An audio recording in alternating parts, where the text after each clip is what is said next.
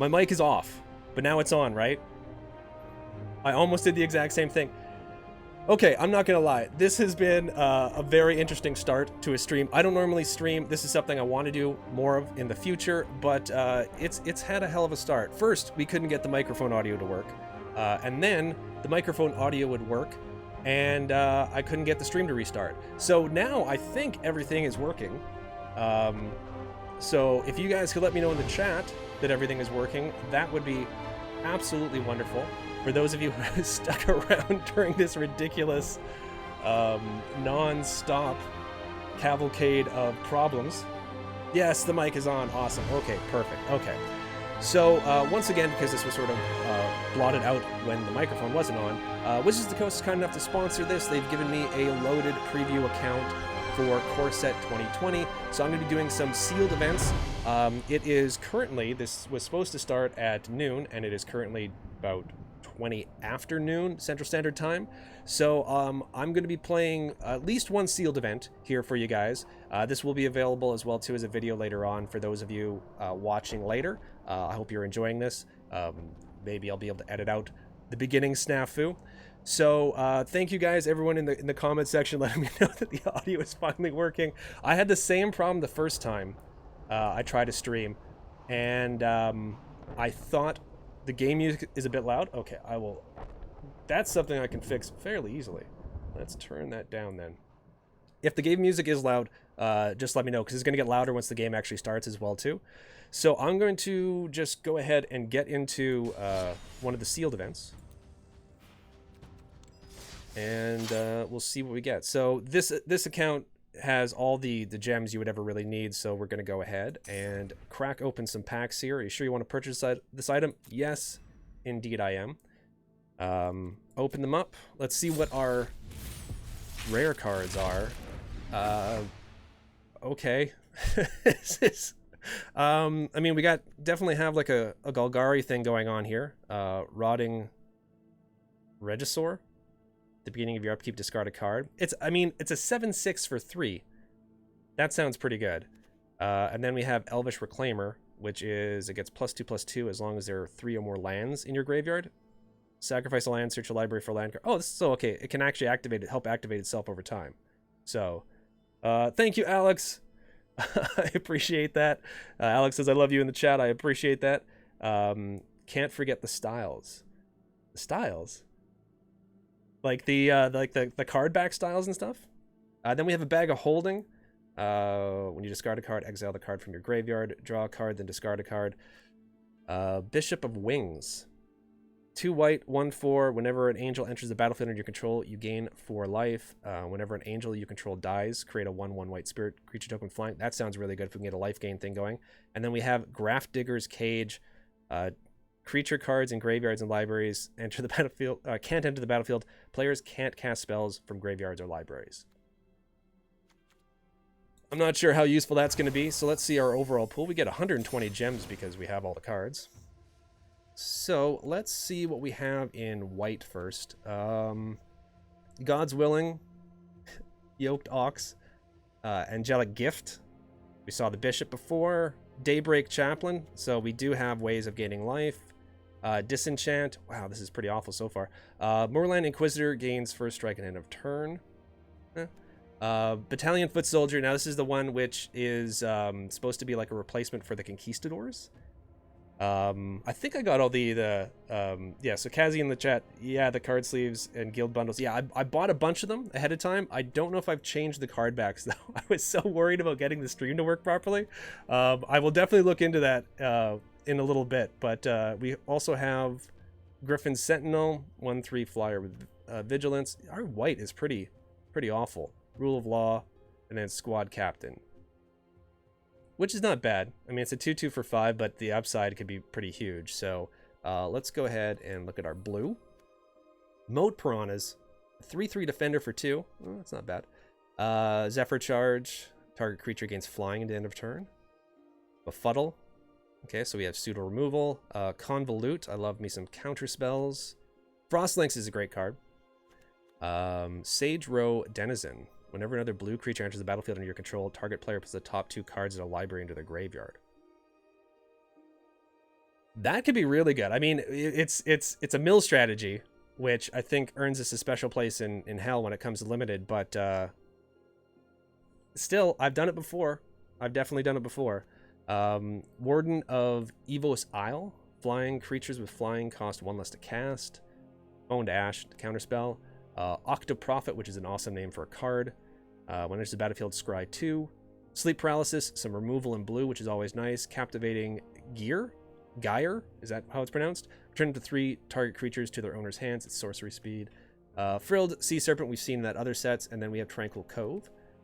Okay, so then in black, Bone Splinters, some removal. Duress is always nice. Sanitary Skeleton, that's a very useful card. Blight Beetle is okay. I guess we could have it like a sideboard sort of thing in case we run into an opponent that has sort of counters. Noxious Grasp, destroy target creature or planeswalker that's green or white. I mean, this is a lot of hate against green. Oh yeah, so see, this is some of the card bling that I bought ahead of time. So Gorging Vulture, 2/2 for 3. When it enters the battlefield, put the top 4 cards of your library in your graveyard. You gain 1 life for each creature card put in your graveyard this way. Murder, 2 copies of Murder. Some nice straight up removal. That's always great. And then we do have the old Rotting Dinosaur here, which we saw at the beginning. Soul Salvage, return up to 2 target creature cards from your graveyard to your hand. Black's looking not too bad. Fathom Fleet Cutthroat, which I believe was in Ixalan, right? Or Rivals of Ixalan as well too. I think it's reprinted from there. When it enters the battlefield, destroy target creature and opponent controls that was dealt damage this turn. Undead Servant enters the battlefield, create a 2/2 black zombie creature token for each card named Undead Servant in your graveyard. Gruesome Scrounger. Scouger? Not Scrounger. Scouger. When it enters the battlefield, it deals damage to target opponent or planeswalker equal to the number of creatures you control. That could be pretty good. Blood-Soaked Altar. Pay 2 life, discard a card, sacrifice a creature, create a 5/5 black demon creature token with flying. Activate this ability only anytime you could cast a sorcery. That could be good, especially if we have some tokens going on. Then we have a bunch of split lands, so that's always good. Yeah, the Black Dino is crazy. I mean, even the downside is not... I mean, you get this out on turn 3... I mean, your opponent is forced to use some hard removal, right? So black is looking pretty good. It's definitely looking better than blue or white has been. Oh, we have one of the Chandras. We have the uncommon Chandra. I'll get to her in just a second. We have Infuriate, Chandra's Embercat. I mean, it's like a red mana dork, which is really interesting. Goblin Bird Grabber. So he hitches a ride for 1 red on a flying creature, and then he gets flying as well too. Pack Mastiff. Okay, so we only have 1, so that's not really going to come in useful. Unchained Berserker, protection from white. Gets +2/+0 as long as it's attacking. Act of Treason. I love drafting this card. This card has actually won me a lot of games in draft. I mean, it's not the greatest card in the world, but it's such a sneaky trick, and I've lost a lot of games to this card as well, too. Then there's Chandra, Novice Pyromancer, the uncommon Chandra. So 3 and a red. Elementals you control get +2/+0 until the end of turn. -2 is add 2 red, and -1 is add 2 red. -2 is she deals 2 damage to any target. Outrage, which is some burn, deals 4 damage to target creature and 2 damage to that creature's controller. That's not bad. I mean, for 4, 2 and 2 red, it's not great, but it's certainly not bad. Dagger Sail Aeronaut, as long as it's your turn, has flying. 3/4 flyer for 4. Not bad. Goblin Ringleader. How many goblins do we have here so far? We got the 1 goblin there.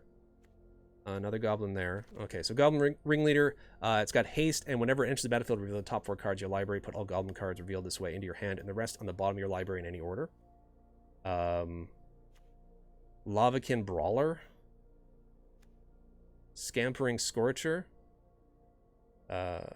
Looks like Rakdos to me. I mean, it's possible. It is possible. I'm definitely liking what we saw in black so far. Red is okay. We're going to see what we have in green, because we may end up doing Golgari. I mean, I don't want to force a color.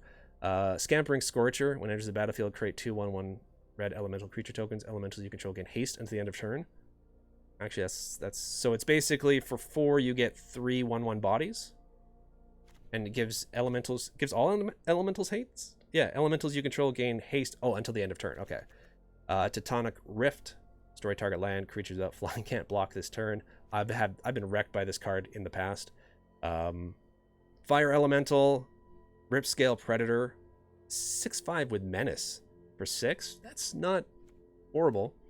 And then Rugged Highlands. Okay, so let's see what we got for green.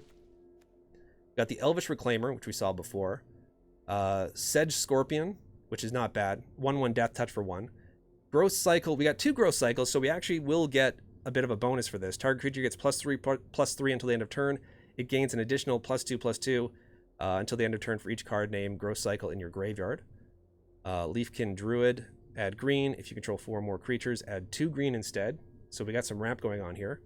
You do have red-green land. We do have red-green land. Yes, we have Rugged Highlands here. Back from Khans of Tarkir, where you gain a bit of life.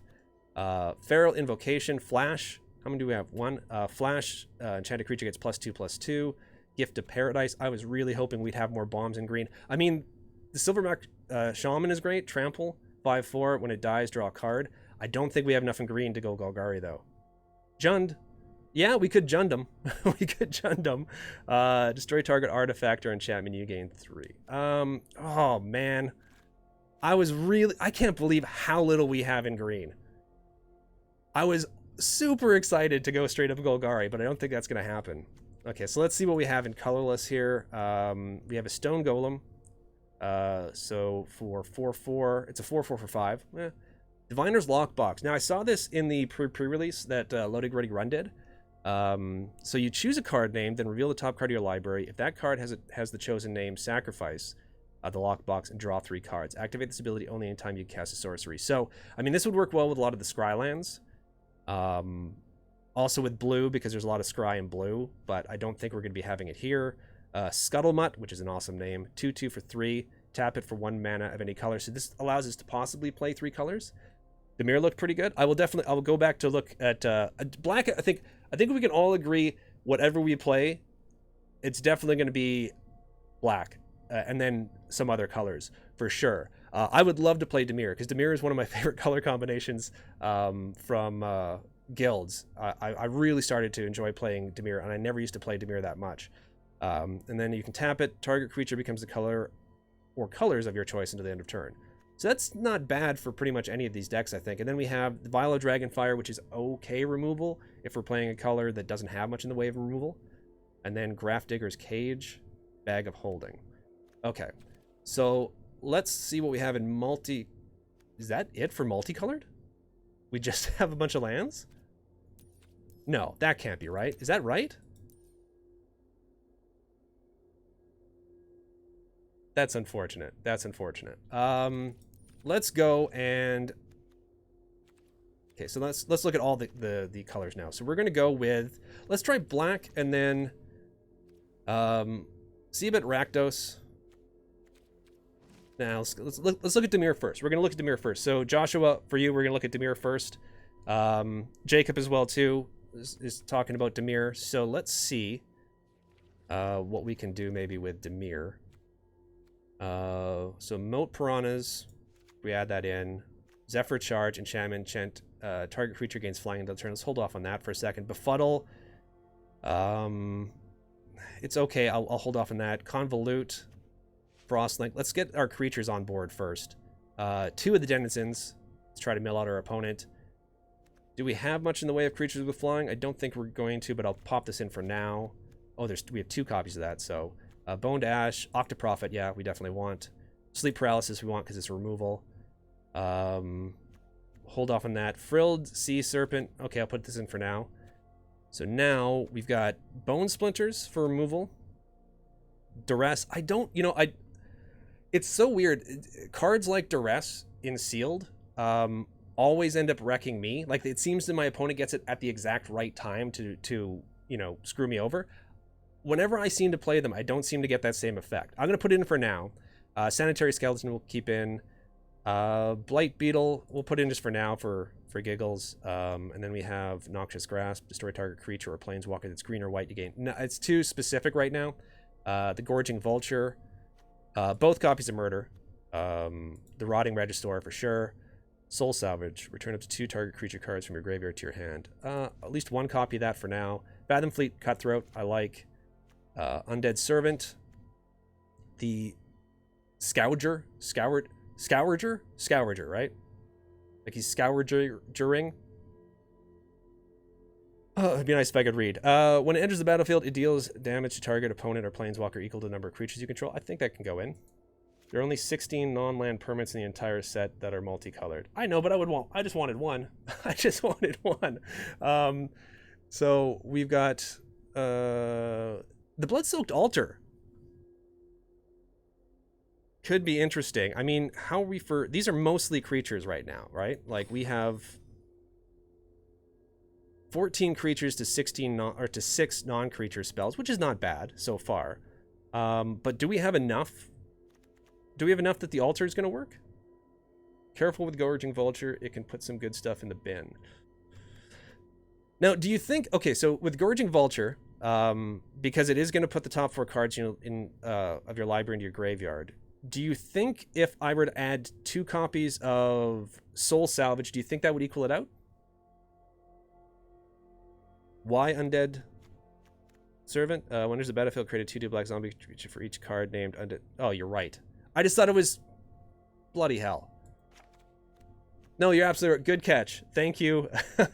Who said that? Thank you, Alex. Yes. I was thinking it was just one of those effects. For 4, you get a 3/2 with a 2/2, which now think about it would be insanely good. I mean, we have a bunch of good lands for this. Let's see if there's anything else in other colors we can throw in. Like maybe we could splash another color. Let's see what else we have. Yeah, white is just... We have nothing else to really create tokens. Oh wait, we had in red. Hold up, let's go. Let's do this. In red. Where was that guy that created elementals? Soul Savage with the Vulture, kind of like Windgrace Alkalite in Dominaria. Okay, for now, let's go back. See, this is one of the things you get to see behind the veil of how bad I am at creating sealed decks and how I hum and haw and I'm not sure what to do. So it's very rare that I... Oh, as well too, we actually do have some other blue spells we can throw in here, right? You have a bunch of good land for Jund. I'm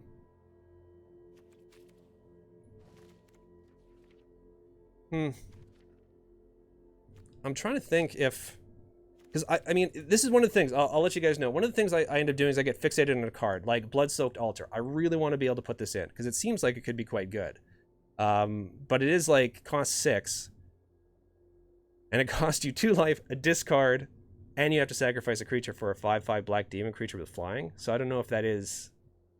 What do you guys think? Do you guys think... I'm going to look through the cards, but in the meantime, what do you guys think of Blood-Soaked Altar as one of the cards to be added in? Z-Wolf already says that he thinks Altar is decent. So I'm going to put another Soul Salvage in. So that puts us to 37. The other thing as well, too, if we find this doesn't work in the first game or two, we can always add in another, start splashing another color or like retool our deck, right? Then make a janky life gain deck. Temple of Malady we put in, of course, if we're doing this. Jungle Hollow we'll put in.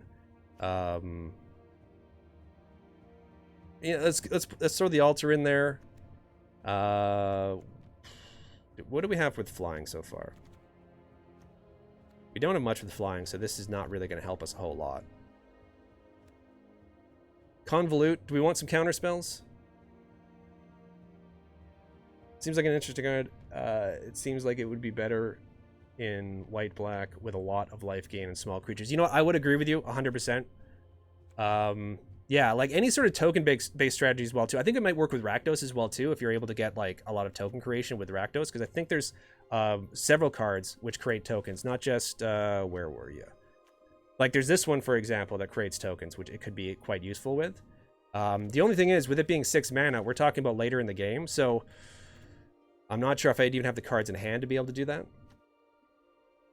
Okay, if we're going to go with Dimir, we're at 38 cards right now. So we've got Zephyr Charge, Befuddle, Convolute, another Warden of Evos Isle, Bone to Ash, which actually I'm sort of leaning towards myself, Captivating Gear, or Gyre, Noxious Grasp, which is too, I think it's too specific. Undead Servant, we're not going to do. So I'm going to put 1 Bone to Ash. What do we think the last card should be? Oh, wait. I completely forgot about our artifacts. I would play the cards you're going to... You know what? Joshua, you're right. So Joshua says, it's a fun event. I would play the cards you're going to enjoy. Yeah, so I know I would enjoy Blood-Soaked Altar. So what of these... Actually, now we can put like... just like the Golem in for another body. Active creatures and then sack opponent's creatures.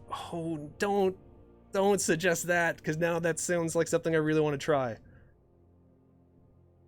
I mean, we could build 2 versions of this deck, right? Like right now, our mana curve is so heavily weighted in 3-drops. I mean, Violet, Dragonfire. We actually have a decent amount of removal because we have 2 Murders. We have a Bone Splinters. I mean, Bone Splitters as well too. We're looking to sacrifice another creature, right? So I don't think we have that option.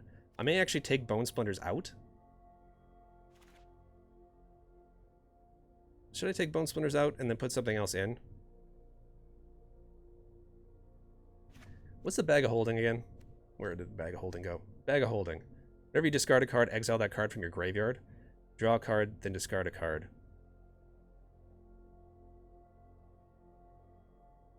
This actually, yeah, because I have to exile that card from your graveyard. This could get us... This could work with the Blood-Soaked Altar in a magical Christmas land, right? So whenever you discard a card, exile that card from your graveyard. Pay 2, tap it, draw a card, then discard a card, which is cool to begin with. Pay 4, sacrifice the bag, return all cards exiled with Bag of Holding to their owner's hand. You know what? Bag of Holding's coming in. We're not winning a single game with this deck, are we?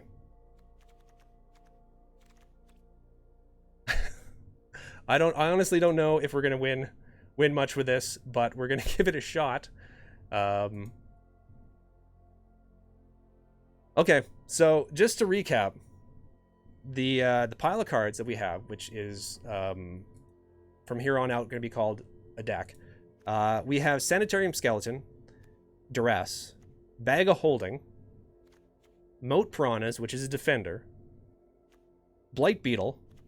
Then we have 400 3-drops, starting off with the Frost Lynx, 2 Sage Row Denizens, a Warden of Evos Isle, Gorging Vulture, Rotting Regisaur, 2 Soul Salvage, 2 Murder, and then the 4-drops Octoprophet, Fathom Fleet Cutthroat, Sleep Paralysis, Bone to Ash, Gruesome, and I don't know why I'm having trouble saying this, Scourger, right? Anyways, Gruesome Scourger, Stone Golem, Frilled Sea Serpent, Blood-Soaked Altar. And then we also have Temple of Malady and Jungle Hollow for a little bit of color fixing. Combo, maybe that looks fun though. Yeah, Joshua, this is what I do in Sealed and Limited. I get a dumb combo which will never actually happen. It's stuck in my head, and then I make bad choices based on that. So, yeah, you know what? We're here to play. We're not here to win. We're just here to play. So let's go ahead and play, and hopefully we can do both. Maybe play and win a little bit. So, pronounce Scourger. Is that how it's pronounced? Scourger? I couldn't have been farther off. I don't even care if that's how it's pronounced now or not. That's how I'm going to pronounce it from here on out. Okay, so... Oh, we have a turn 1 play. Turn 3. This isn't bad. We can keep this, right? What about sideboard?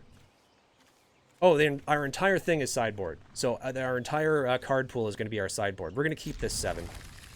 And then we get a skeleton out on turn 1. So my little TV box thing is covering up, this here is covering up the opponent's name, but you probably saw it before. So I'm not sure. I'm hoping to run in maybe some streamers that I know, or if not know that I've watched myself. Can't blame you. I haven't tried. I've tried that a couple times. Modern Horizons draft didn't go well. Yeah. Yeah, I mean, I do it all the time. So wait, is it my turn? No, it's not. Okay. For a second, I thought I was holding up the... One of the things about this as well too, I expect a nice amount of slow play, because everyone here is probably streaming, so no one's in a huge rush. So like, or did the game stall?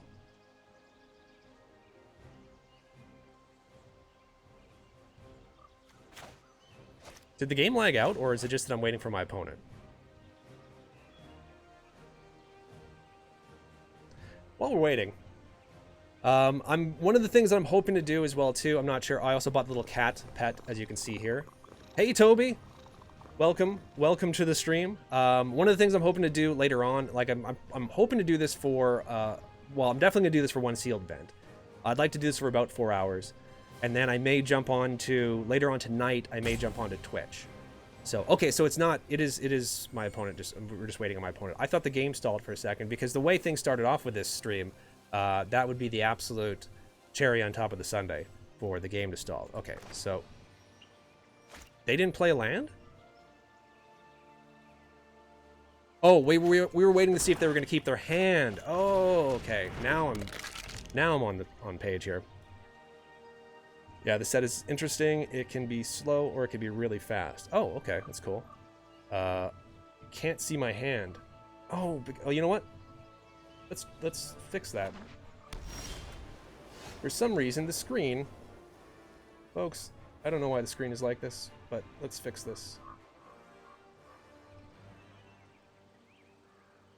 Thank you, Toby. Oh no, not Toby. Who was it that said that? Tyus. Thank you for mentioning that, because that would have been awful if I went through the entire stream like that. So, okay, so now you see the hand. I'm going to play an island, and then I'm going to swing in with the skeleton. I have no idea. I had so many issues. Like, I'm not a streamer. Toby says, love your channel. Thank you, Toby. I really appreciate that. And when it comes to the channel, it's mostly like, okay, well, no point in swinging in. Sage Row Denizen. And then maybe we can start milling them out. Yeah, when it comes to the channel, those of you who've watched before, it's a lot of live paper magic, and we do sort of pre-recorded shows. I don't stream pretty much at all, really. But that is something I've been meaning to add to the channel for a long time. So I'm kind of hoping this sort of kicks off. And I was planning on doing some practice streams ahead of this, because I knew there was going to be a bunch of issues. And I never got a chance to do the practice streams I wanted to do, so I'm hoping this is sort of going to kick off a regular streaming thing, because I would like to stream several times during the week. It's just it's a bit daunting when you're first starting out. For those of you who stream, because there's probably a bunch of you in the chat that stream as well too. For those of you who stream, you probably, I'm guessing some of you might have been a bit, nervous the first time you were doing it, and trust me, I'm right there. I'm 100% nervous doing this for you folks. So hopefully it's going okay. First limited deck was Ixalan Mill. Okay, so we're going to go ahead and scry 2, and this should mill him, right? This mills... Yeah. Okay, want the Gorger? I think we're going to take the Gorger. Yeah, we'll put the Gorger on top. I guess I could have buried that swamp. I probably should have buried that swamp, right? This is sealed, so it's a limited format. Yeah. Yep, sealed and drafts are both limited formats, so. Pacifism. Why would you put pacifism on that one?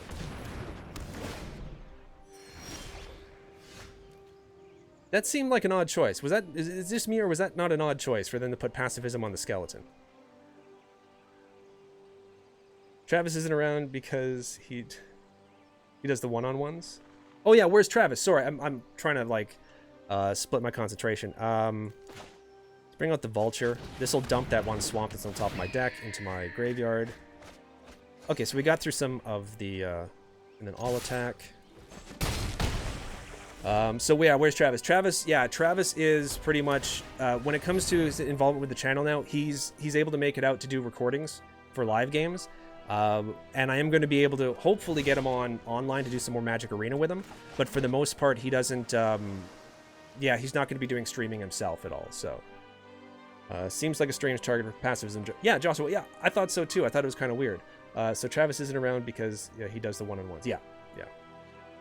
I mean, I could sleep paralysis this and then just swing in with everything. It seems like a bad target for sleep paralysis. Yeah, I'm going to do this first just in case he has some way of getting rid of the denizen. Oh, wait, what is this? I thought this was whenever another blue creature. Oh, I thought it was any creature, but it's not. It's just whenever a blue creature enters the battlefield.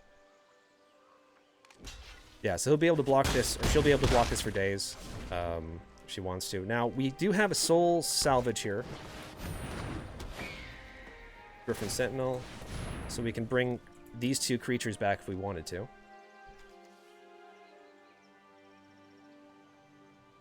Another thing about being new to streaming is the fact that splitting my concentration, and I'm already someone who's like distracted by shiny objects, splitting my concentration between chat and play means I'm going to make a lot of horrible plays. We're going to sleep paralysis the Griffin. I know it's not the biggest threat, but at least it sort of like gets it out of the way of a blocker, and then we're going to attack with everything.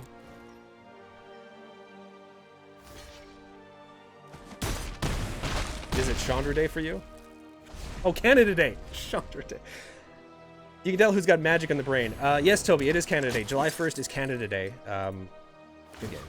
So, and it was nice. I mean, this is one of the things I like about these events that I played in the past. They're very friendly. So I think my opponent had, you know, kind of a rough start. And as well, too, I'm not sure. I'm guessing that pacifism was a misclick or a misplay on the creature as well, too. But everyone that I've usually played in these is there. You don't run into the emote spammers and stuff like that, where they're, you know, trying to, you know, turn the screws on you or anything like that. So yes, but Toby, it is Canada Day today, July 1st. So my wife actually has a work off today, so she was kind enough to to understand that I'm not going to be going to the park or the beach today. I'm going to be staying inside wearing a hoodie. Because even though it's like 30-something Celsius outside with the air conditioner in the rec room where my office is, it's probably like 10 degrees down here because the air conditioner is constantly running upstairs. So yes, my wife was very understanding about me being away for our Canada Day celebrations. This is not the greatest opening hand. I mean, it's not bad, but there's really nothing I can do to 3. You know what? Let's just mulligan it and see what we get. Duress. Oh, hey! The big bad dinosaur for 3. So this is what we're going to do. We're going to keep this. Oh, that's right. It's the new London mulligan rule. Let's put the golem down there. So that sounds about right. And then... do we want to duress him right now? Yeah, why not? We'll just do something. We'll duress. Reduce to ash. Yep. Get rid of that. Leave them the Chandra. And then hopefully this will make a huge impact on turn 3. Hey, we got our altar. We got our altar. So this next turn should be good. Okay. And we can also return it to our hand if we want to. So, island and 7/6 dinosaur on turn 3. And then hopefully it won't die right away. So they can play out that, but they can also play out Chandra. Okay, so they can play out that. I'm assuming they're going to use that as a chump blocker. Discard. Yeah, we'll discard the altar. Oh, man. Okay. We can also excuse me. We can also start discarding creatures if we ever get any in our hands, so... I'm not going to play out anything. I'm assuming they're going to chump block here. No, they're just going to take 7 to the face. Okay. The next one, I'm probably going to discard Boned Ash. I think that would be the one to discard, because if I can keep up for sleep paralysis and get 1 more land, that'd be good, because then I can clear the way. Okay, so now they'll be able to double block and take care of this. So I really hope I hit a land, because if I hit a land, I can sleep paralysis. Bone to Ash. Hit a land. Okay, so sleep paralysis. What else does this do? Enters the battlefield. Okay, so... yeah, we'll sleep paralysis. That. Swing in. Seems okay. Got them down to 6. we're gonna have to discard the Soul Salvage, which is unfortunate, but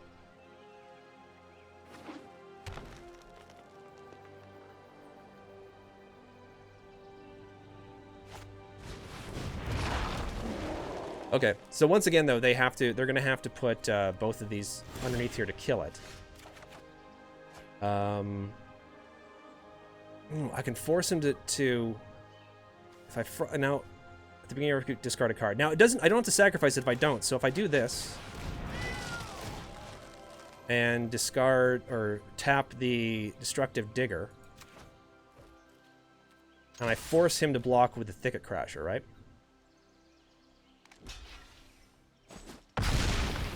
Excellent. Okay. One of the things that got into my head for some strange reason is that with the dinosaur, yeah, Dimir aggro feels good. Yeah, it's not a normal sort of thing with Dimir, right? I kept thinking that if I couldn't discard, I'd have to get rid of it. Okay, and this forces him to block with that. So, might as well play the land because I'm going to have to all attack. So, be able to trade here, take 2, down to 4. Now, we do have ways of getting this out of the graveyard. Our hand is empty. They're down to 4. I'm not sure what they have in their hand. We probably will end up losing this one in the end. Okay. And then they played the 5/4 ape. Okay, well we got a 3/3 defender. No point in swinging in with this. No attacks. But now we have something that can trade with the digger. Actually, we can trade with the monkey, or with the ape, I should say. If we double block. No, there's no point in blocking right now. We could still end up getting something that's going to turn the game around. Hopefully. I mean, they're down to 4. Which means nothing, because I've lost in way better positions before. Tracker, 2/4. Bag of Holding. So I can draw a card and then discard a card. And then exile cards that I discard. So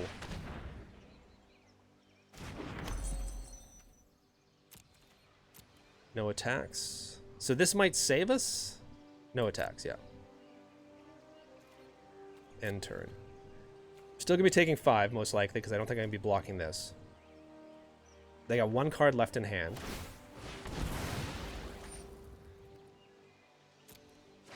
Okay. So they're drawing a card. I would kind of like to wait until I have another card in hand to activate this, but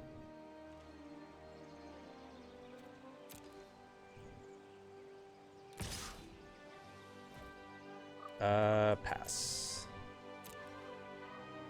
So I'm taking another 5.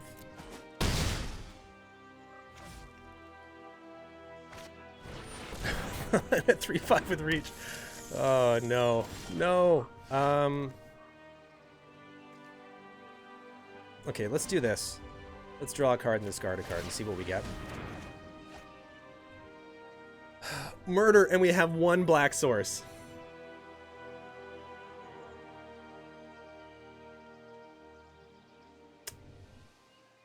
We have 1 black source and we drew murder. Yeah, let's get rid of the murder for now, which is probably a bad idea, and then we'll play the skeleton, which at least gives us a chump blocker, and then no attacks. So this has trample, correct? Yeah, this is trample, but nothing else is trample, so we don't have to worry about that. And now I can double block with the piranha and with the skeleton for the ape, which might work.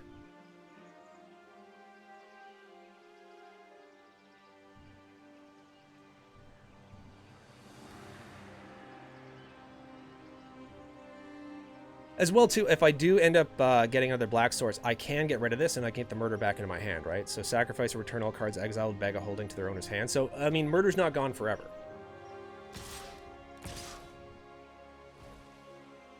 Okay, I think I want to get rid of... the silverback. And I may want to... do I want to chump with that?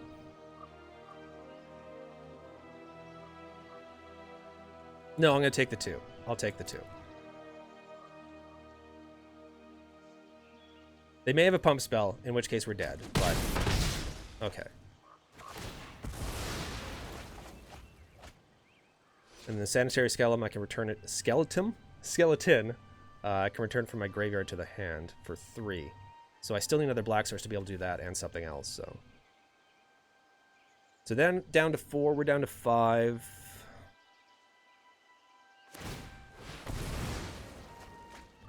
The one thing I hate about Arena is when your opponent is hovering over my stuff. Yeah, well, it's kind of nice to know that they're looking, what they're looking at, right? So, okay, so now I can... Now I have enough for murder, but I think it's too late, right? It's probably too little too late.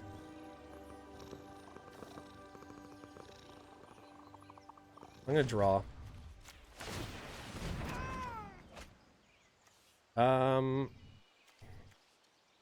I mean, this gives me the flyer.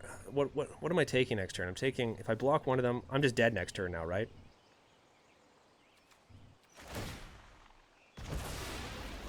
So I could block the... So I'm taking 5... No, I'm just dead. I'm just dead, folks. So I'm going to say good game and concede the game to my opponent. We tried so hard with the dinosaur. At least we got the dinosaur out and we saw how powerful it can be. But yeah, and even with the bag of holding, I do like this bag of holding. I think even if I didn't have the altar, which I'm trying to combo off with it, I think the bag of holding is actually a really good card. So I will probably... No, I don't want to do this. Play. And get back to the sealed.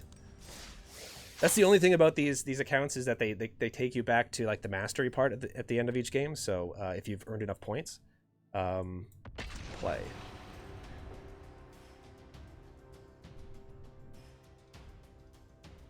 So that was unfortunate.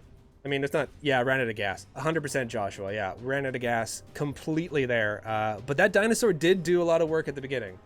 And for some reason, like I said, I got into my head where the dinosaur was one of those creatures where if you can't discard, you have to then sacrifice the creature, but that's not the case. So I think next time I may play that a bit differently, because I think I was thinking that I needed to make sure I kept cards in hand to discard to the dinosaur, but I don't.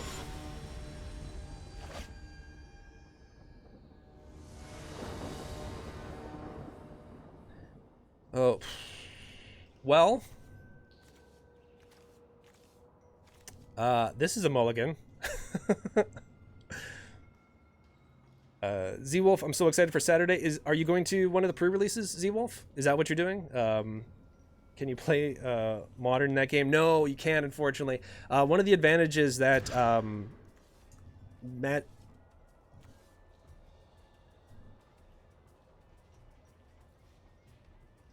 Why do I have Golgari decks, Golgari cards or lands in this deck? What was I... Why didn't anyone stop me?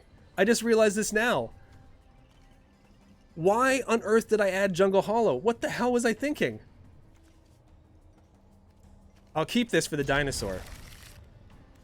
And I'll put Frilled Mystic on the bottom. What was I thinking? Okay, well, we may still do this. And then we're gonna... In between, you guys have to remind me, if I forget, you guys have to remind me, I have to get those stupid Golgari lands out of my deck. I don't know what I was thinking. That's ridiculous. So Z-Wolf, yeah, pre-release. So you're going to the pre-release. And then Joshua said, sadly, there are no Hellbent payoffs in this set. Maybe the next set. Yeah, it does give life, right? And it is going to trick our opponent to think we're playing 3 colors. So, oh, he's going to feel silly about using the Frostlink there. And here I can discard the creatures because I have Soul Salvage and I can get them back into my hand. So this may actually work out quite well. So hopefully he's got no way to deal with the dinosaur right away. Okay, that's still not enough power to get rid of the dinosaur. Discard a card. I will discard him because I can get that creature back. Oh, yes. No, I should do this just in... No, should I do this for the life? Nah, I'll do this way. I'm going to do the Frost Links. No, first I'm going to attack. Do I attack first? That can... Let's do this way. And see what they put in front of the dinosaur. They put anything in front of the dinosaur. Okay. So now I'm going to play the Frost Links, and I'm going to tap down the tracker. But why didn't I play it the second turn? I wanted the blue source out just in case, because I don't have any green cards. Normally I would, but at this point I'm actually probably just gonna pitch it to the dinosaur this turn. Slow motion. Damn, I have to go to work. All right, I'll see you later. Peace. Thank you very much for checking out the stream. I really appreciate it. Feel free to drop by any time in the comment section with the other videos as well too. And it was good to see you. And once again, sorry about all the difficulties at the very beginning of this, because the stream should have started like 18 minutes sooner. Okay, so now we're going to go ahead and swing in with the Lynx and with the dinosaur. I only have one creature. I might have wanted to... Yeah, you know what? Now they're... Why didn't I duress first? Probably should duress first there. Actually, no. What I can do is now I can soul salvage. Bring both these back.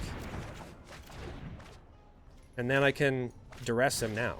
So, I forced gut my way through that turn. Turn 2, you didn't have any plays, though. Oh, no, I 100% agree. I didn't have any plays.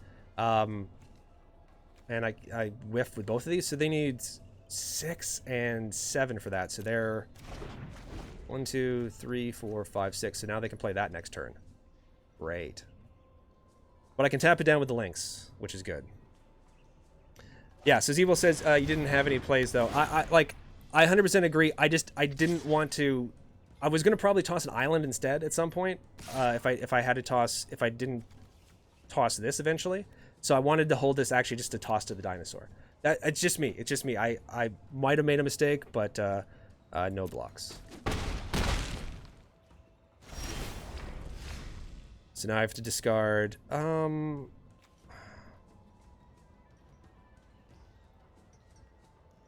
I discard this or the Lynx? Because the Lynx isn't going to do me a whole lot of good. And I need to get another land to use the gruesome...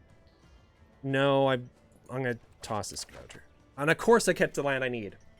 I caught the land I needed in order to play this, but... okay, so I'm going to have to discard each turn anyways, so I'm just going to go ahead and do this. All attack. And then I would love to hold this up for when one of his big creatures come out, but that's not going to happen. So instead, I'm going to make sure that stays tapped down.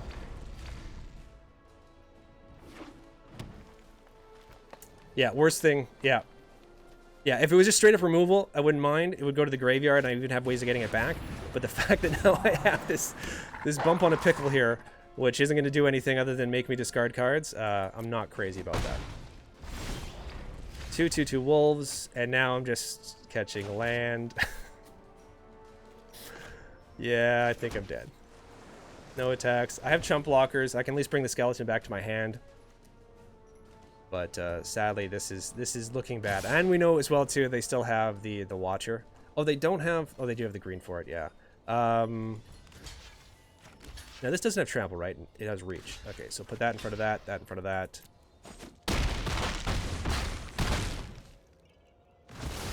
And I can't bring the skeleton back into my hand yet because I'm gonna have to discard a card right away.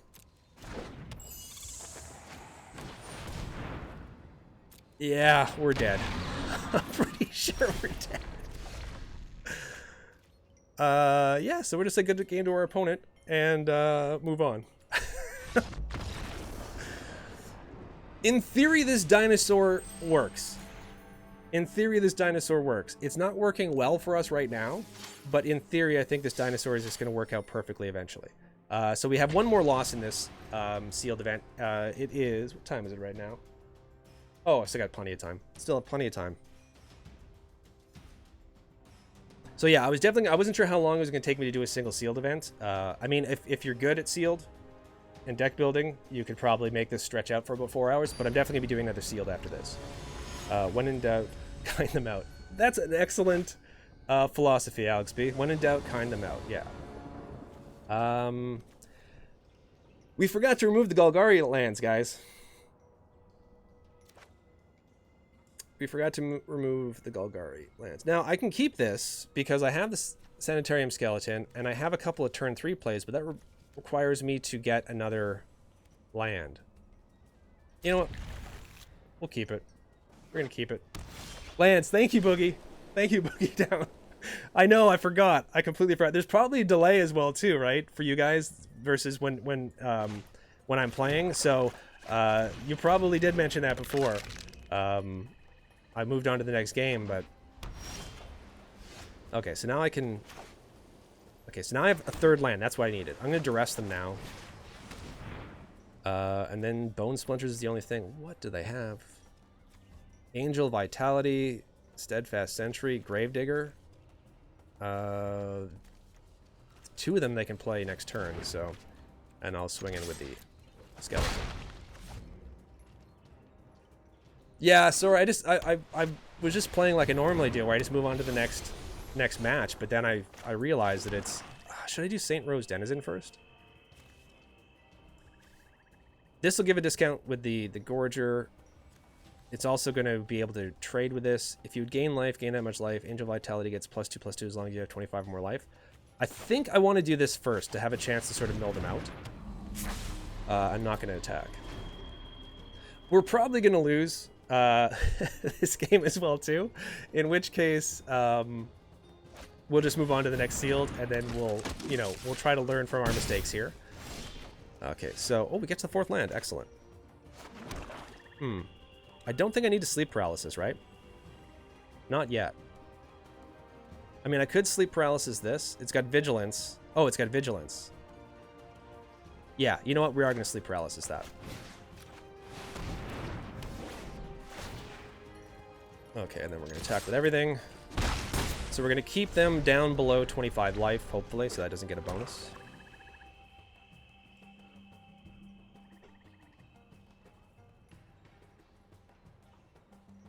So they have 1 turn 3 play, which is the Gravedigger, but they don't have any creatures in hand, so they're not going to do anything. We can now murder this if we want. Do we want to murder that, or do we want to wait for some of the more powerful stuff they have?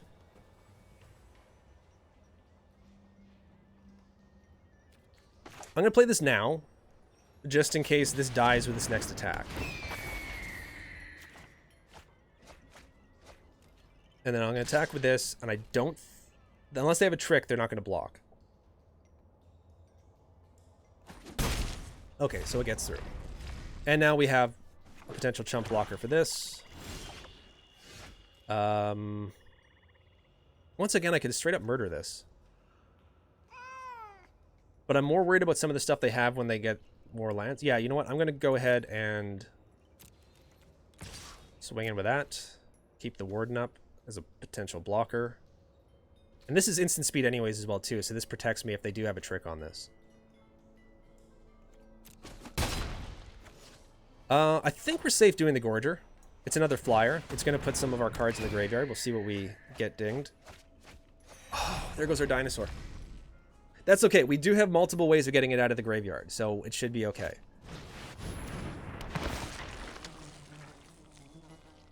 Okay, so bringing that back. So here...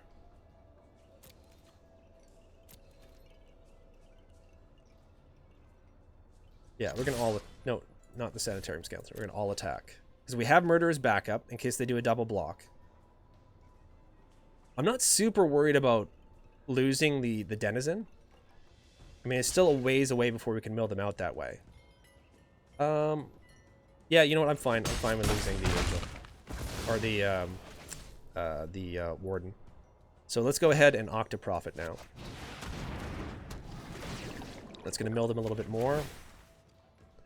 You know what? We actually could use that island because eventually we want to get the Frilled Sea Serpent, but I think next turn I'm going to get... I want the Fathom Fleet Cutthroat. Oh, actually, no. Let's do the island first, and then I can get Gruesome out the following turn because there's a fair number of creatures on the board, and that could be lethal for us, right? So, Octoprofit, yeah, it was a very good draw. That is it's a great card. It's a 3/3 for 4, which isn't super crazy, but the fact you can scry 2 with it, I think this is a very good card in common. I'm not sure. I wonder if this card will see Pauper play. I haven't done Pauper in a very, very long time.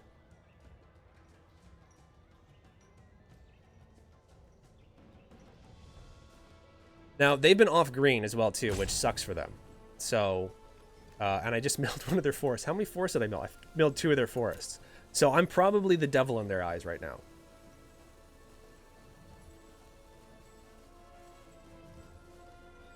I mean, we do have murder, so if it did come out, we would just kill it anyways, but... So next turn, when it enters the battlefield, it deals damage to opponent or planeswalker equal to the number of creatures I control. So I'm going to be able to do 5 to it. And then they only got 2 blockers, so we guaranteed an additional 3. So this comes out. And then I'll attack. And that should win the game for us, unless they have something for 1 black that I'm not aware of. Excellent. So we move on to the next game, and before we move on to the next game, we're going to get some of those lands out of our out of our deck. Okay, so playing the prize there, sealed deck. Let's get you out of here. Let's get you out of here. Where are our lands at? I mean, none of these... Yeah, none of these... We don't have any dual lands for this, do we? For Dimir? No. Does it not automatically replace it with other lands? I guess not. Okay, so we'll do this. We'll do 1 swamp and 1 island. Joshua, don't believe so. With the 1 mana fairy that scries 2 when it enters the battlefield seems slightly slow. I guess so, yeah, because I guess it would be the cost of it, right? So I'm not even sure what's big in the meta as far as Pauper goes anymore. I back ages ago with the channel when we were doing some Pauper games, I started to get really into finding out what the top tier decks were, and then they started doing some more bannings with Pauper and stuff. So yeah, I'm definitely not up on what you know, top level cards are as far as choices for Pauper goes. So play Jund. Alex, we are going to try to create a Jund deck before this stream is over. I do want to see if we can push this to the very end. The Scourger. I mean, we are just 1 off of it. We do get a Duress 1, turn 3. This is kind of... It's kind of weak. We'll keep it. We'll keep it so that maybe we can get to the next sealed quicker. And then, Alex, maybe we'll be able to do a Jund deck.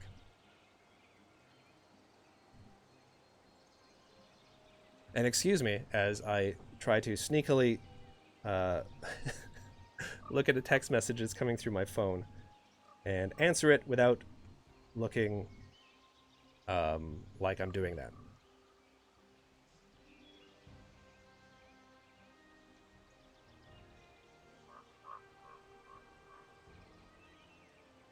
So we're just waiting on our opponent anyways. So I do apologize. I do apologize for the wait. Sorry, it's my wife. Okay, so we're just gonna go ahead and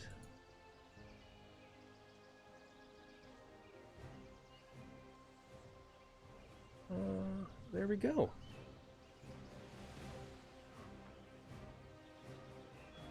So I got to now test out a little bit of what's it called?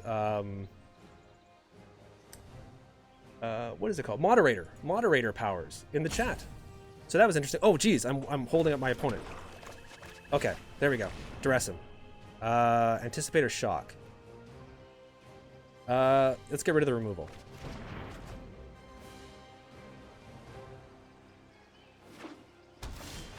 Okay, sorry about... I didn't mean to split my...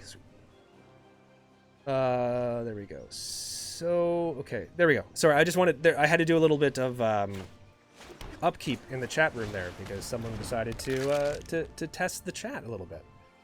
And I learned how to block someone. So that was kind of cool. It's a learning experience. These are all learning experiences for us.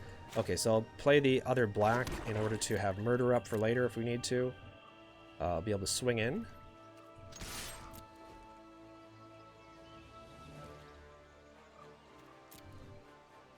It's going to be a negative of London Mull is that it will take a minute for people to choose the card to drop. Yeah. No, that makes sense. I do like that. Like, have you guys had a chance to play around, like in your own personal play groups and stuff like that? Have you guys had a chance to play around with the London Mulligan at all? Because we're going to be starting it on the channel. once we do the Core Set 2020 Planeswalker decks, and then from there on out, we're going to be using that rule. But we've had a chance to sort of play around with it a bit, and I like it. I like it better.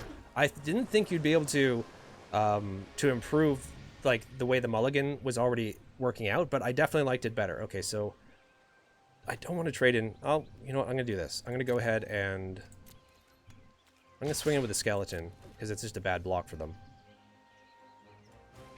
I'll keep Murder up. But yeah, I'm not going to swing in with the flyer here. So if you guys had a chance to play around with the London Mulligan, just let me know what you think about it, because I quite like it.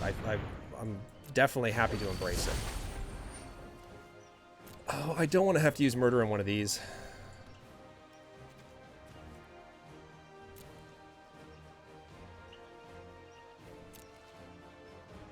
Should I just Murder one of these now? No, I'm gonna, you know what? I always use my removal spells too early. Yes, I did during games of Commander. I like it better than Vancouver. No, I agree. So, and I didn't think I would. Okay, I'll just go my turn. I'm not going to kill one of those. Okay, so we're going to get the Scrouger out. This is a bad block for them, right? So we're just going to go ahead and swing in. No, I should have done the Gruesome first. I don't see them making this block. They might. But I definitely should have done Gruesome first, because it would have been an extra point of damage. Okay. Anyways, we're going to get an additional 3 points of damage on them, which is great. Z-Wolf, I like it because you can keep some questionable hands. Yes. Yeah. 100%. 100%.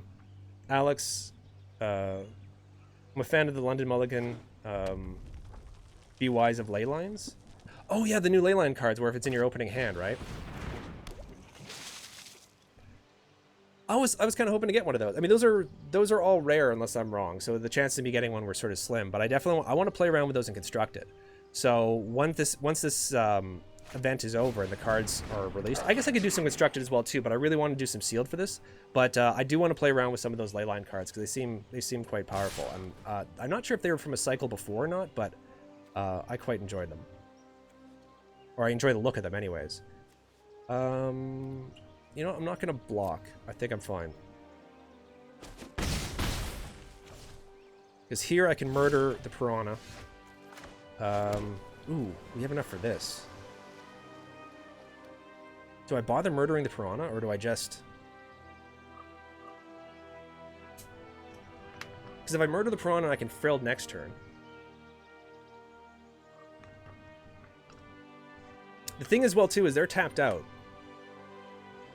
Now this gains flying to the end of turn, activates the ability only if you control a creature with flying. So they are able to activate this for a blocker. But I think I'm going to do this because they do have blue, so I want to be able to get this out before they untap their blue and possibly have a counter spell for the Sea Serpent.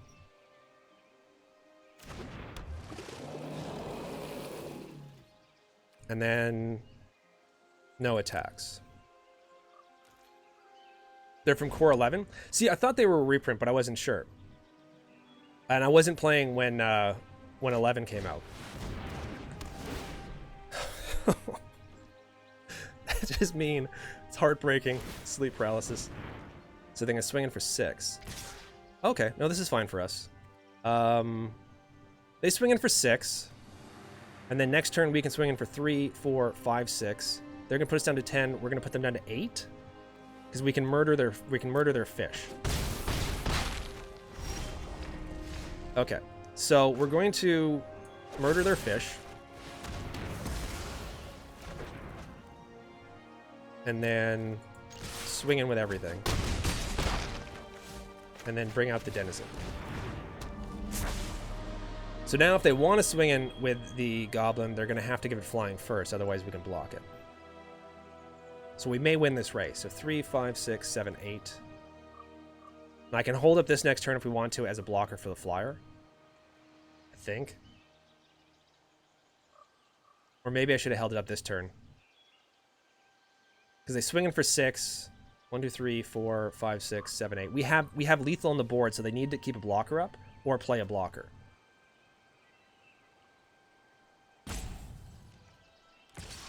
Tyus, hello from the Netherlands. Oh, from the Netherlands. It always amazes me. I realize YouTube like goes out everywhere, but it always amazes me, like the fact that people are able to see the stuff we do all over the world. Like it absolutely blows me away. I have to keep this up in order to stop from dying. I can swing in with that and that, correct? Because I just need to keep up a blocker for that and a blocker for that. I think that's all I need to do, right? Yeah, 2 attacks, so I can block like this. Yeah, so it's always, I always love it when people shout out from where they are, because it absolutely blows me away that people from all over are able to watch what we do and enjoy it. So, well, watch. Don't know if you guys are enjoying it, but at least you guys can watch from all over the world, so. What do I think the next plane theme will be? I don't know. I have no idea, because they're pretty tight-lipped about it, considering how quickly they like to spoil stuff. They've been pretty quite tight-lipped about, and I haven't heard anything about it. I mean, I liked Kamigawa. No! Didn't we talk about act of treason at the beginning of this video?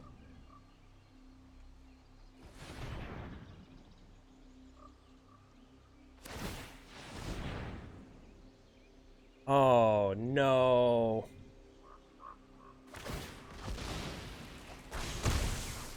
Wait, they had...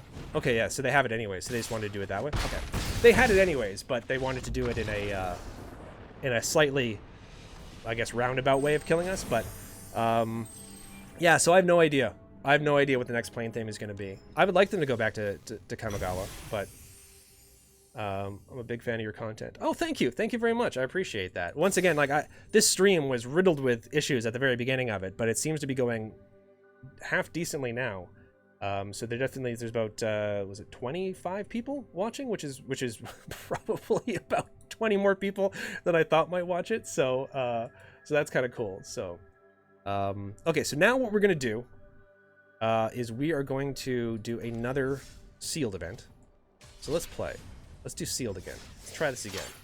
We'll claim our prize first, which is packs and some gems, even though we've got half or quarter of a million gems. So we're gonna do sealed. Okay, so here we go. Okay, here we are. Let's see what we get. Maybe we get some bombs this time. Nice. Very nice. So we have a Johnny, Strength of the Pride. Hey Trevor, thank you for checking out the stream. Running A, I like your content. Just came back into the game a month ago after not playing for almost 10 years. Your style of explaining the cards and showing the full matches helped to understand new mechanics. Oh, cool. I'm glad that's sort of one of the reasons why we do it the way we do it, is because we realize that for every game of Magic is someone's first game of Magic. And when we were coming back into Magic, we had some past experience from playing, but it was still daunting to try to learn again. And we looked for videos similar to ours. We didn't find them, so we started our own channel to try to do some of the videos we would have liked to have found. Found you guys last year, loving the content. How do I pronounce your first name? It's Mojliner Gaming. I apologize if I'm absolutely destroying that, which I probably am. Those are bombs. Yes. Oh yeah. So quick, getting back to the cards. Oh wait. So Joshua, they said it was a new plane. Rumor mill is after the next set will be Theros. I wouldn't mind going back to Theros as well too. I like that set. That's around when we started coming back into Magic. It's a Johnny Pridemate booper. I love the fact that he creates tokens of a Johnny Pridemate now. Let's play Selesnya. Well, it's a possibility because we do have some pretty crazy bombs in both white and blue. So we have a Johnny Strength of the Pride, 5 loyalty Planeswalker for 4, gain 1 life, or gain life equal to the number of creatures I control plus the number of Planeswalkers I control. Create a 2/2, basically a Johnny Pridemate, and a 0 is if I have at least 15 life more than your starting total, exile a Johnny, and each artifact and creature your opponent controls. So that could be interesting. So we have Safara, Sky's Blade, 7/7 Angel for, I mean, it's 7, but still. I may pay white to tap 4 untapped creatures you control with flying rather than pay the spell's mana cost. That's right, I forgot about that. Flying, lifelink, other creatures you control with flying have indestructible. That is crazy. That is absolutely crazy. We have Garrow's Vicious Watcher, so it's an 8/7 for 6. Vigilant. Hydra spells, which probably won't become an issue, cost 4 less to cast. Whenever a creature you control becomes a target of a spell, it fights up to 1 target creature you don't control. Nice. Then we have, Mystic Forge? You may look at the top card of your library at any time. You may cast the top card of your library if it's an artifact card or a colorless non-land card. Pay 1 life, exile the top card of your library. That seems good as well, too, just to throw in, right? Temple of Triumph, which you see masterful replication. 5 and 1 blue, choose 1. Create 2 3/3 colorless golem artifact creature tokens. Choose target artifact you control. Each other artifact you control becomes a copy of that artifact until the end of turn. It's a cool blue spell. Okay, sorry. Catch up on the chat here. Let's see. I think Thor's Hammer. What? Thor's Hammer? I must have missed something. Lol. It's the Hammer of Thor. Oh, yes. Yes, okay. Yeah, all right. So it's oh, I should know how to pronounce that as well too. I've heard it mentioned. How is it pronounced still? Is it Mojamir? Mojamir. No. Mojamir? No. I'm trying to remember. I'm a comic book guy as well too. I grew up reading comics. I'm still working comics. White is definitely good. Yeah, white is gonna be crazy with this. Oh, and we actually even got some. Oh, we even have some good white here as well too. Glaring. Enchanted creature gets +1/+3. Then there's the battlefield tap. Daybreak Chaplain, Moorland Inquisitor, Pacifism, Raise the Alarm, Aerial Assault. We only have one of these, so we probably won't play it. Sentinel Griffin is good. Steadfast Sentry is good. Inspiring Captain is good. Oh, our white is so good. Master Splicer. Yes. Yes. What's your favorite block?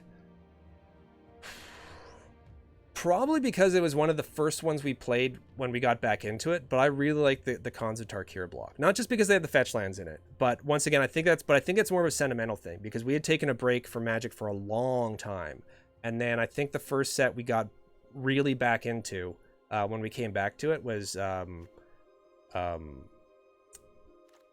of Tarkir. So that's probably my favorite block, though I do like the Kamigawa block, but I didn't play it. I just liked a lot of the cards and I liked the art style and stuff that I saw in it, so I quite like that. My old Milner. Oh my god, guys, I'm so sorry. Milner. Okay, for those of you just tuning in, Ed is trying to desperately pronounce Thor's Hammer because there is Milner Gaming in the chat who I was trying to shout out and I couldn't pronounce their name, so Milner. We'll say it's Milner. Why do you have so many gems? This is a special account provided to me by Wizards of the Coast for this one event. So they give you way more gems than you would ever need so that you can do whatever you want in the game. So yeah, this account, sadly, I'm going to have to give up along with the gems once this event is over. Okay, so white is crazy. So I'm going to be amazed if we don't go with white. I'm going to skip over to green because green was another color we had some great stuff. Healer of the Glade. When it enters the battlefield, it gains 3 life. It's a 1/2. Sedge Scorpion. Greenwood Sentinel is also good. Plummet, it's conditional. Rabid Bite is some good removal. Season of Growth. Whenever a creature enters the battlefield under your control, scry 1.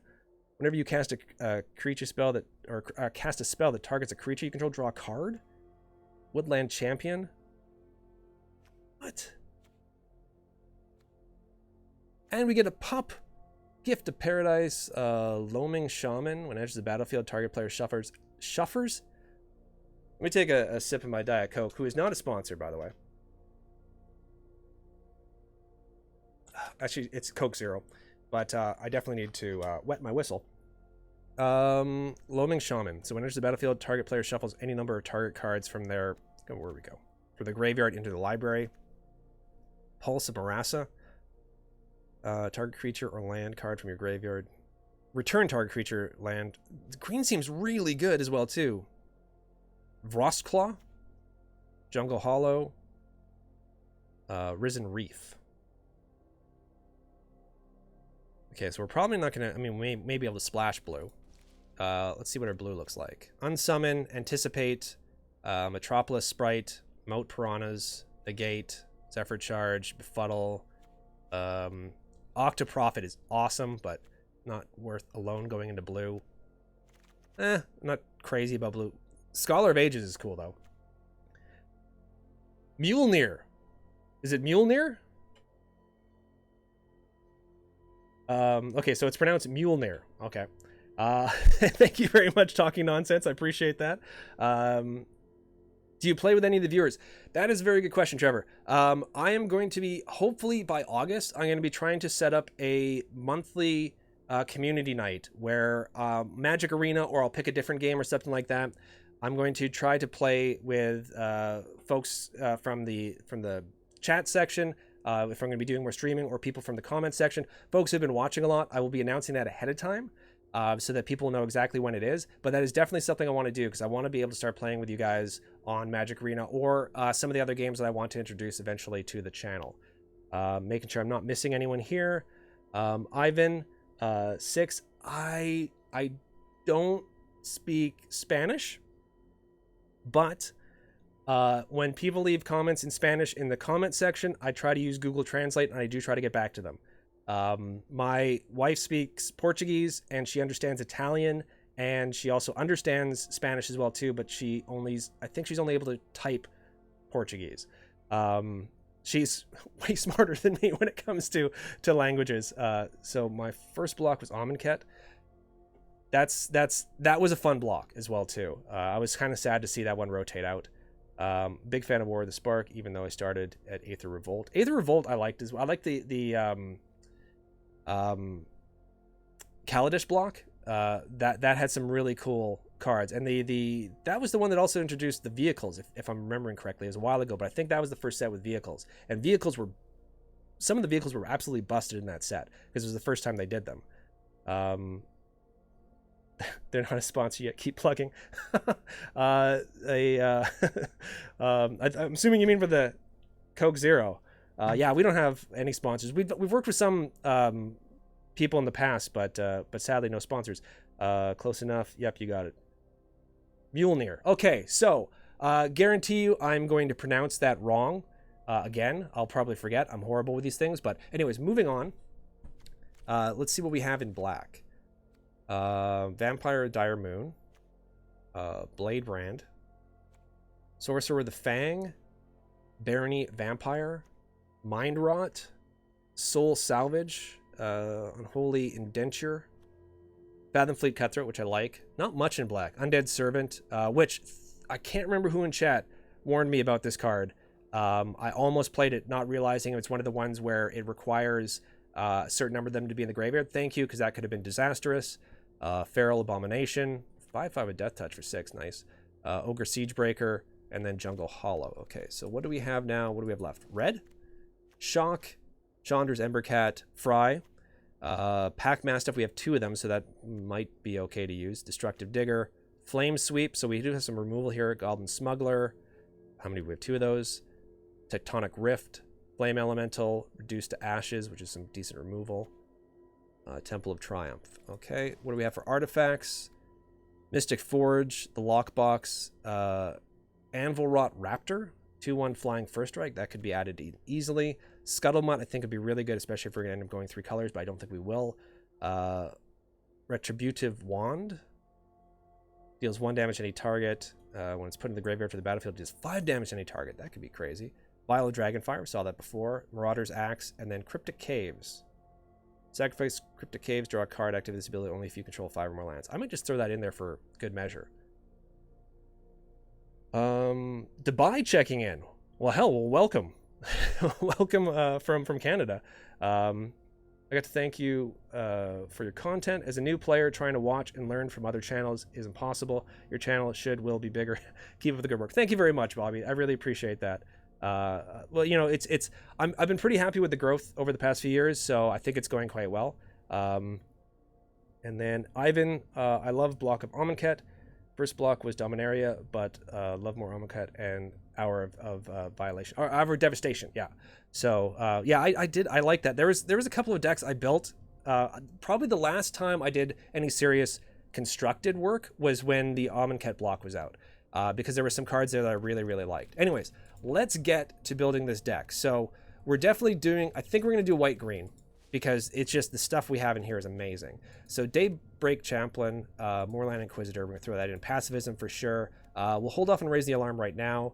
Aerial Assault is removal. We're not going to do the Foot Soldier because we don't have many of them. Griffin Sentinel, Steadfast Sentry, Johnny's coming in, Inspiring Captain's coming in, Master Splicer, Dawning Angel, Safara for sure. And then in green, Healer Glade. We'll pop that in for now. One of them anyways. One of the Scorpions. The Scorpions could be really good with Rabid Bite as well too. Greenwood Sentinel, Rabid Bite. Season of Growth seems like it could be great. It seems like it could be really great. I'm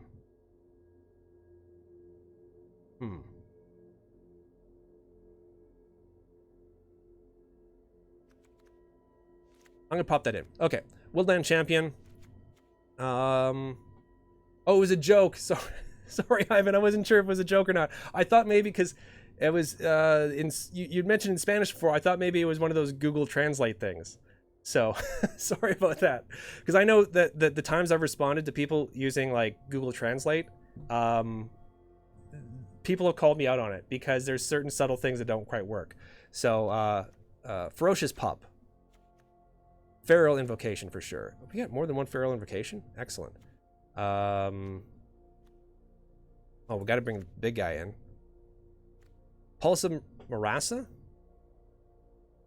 Pup for fun. Pup, yeah, Pup's coming in. Pup is coming in as well too because we are creating a wolf token, and the only reason why we decided to create a wolf token, for those of you who don't know, we have through the channel I do like a token of the month thing, where you can get a new token each and every month, and it's designed by the artwork is done between my friend Lara D'Souza and myself. He does the design and the line art. I do the colors over top of it. And this month, in the month of July, we're going to be producing a wolf token, and it's specifically because of this card, and also because there are several cards in the new set that has wolves in it. So yeah, we're definitely putting Ferocious Pup in there. I think another Feral Invocation. What do you guys think of the Glaring Aggies? It seems like it could be okay. We don't have much in the way of 1-drops, right? There's Loaming Shaman as well too, which could be good. I think we already have one in the deck, right? No, we don't. And it's a 3-drop. Or do we want like a big 7/7, like another? I mean, we have a couple of huge beasts. Let's put the Aggies in there. How are we for creature? We've got 14 creatures, 8 non-creatures, so we probably just want to use the last spot for a creature.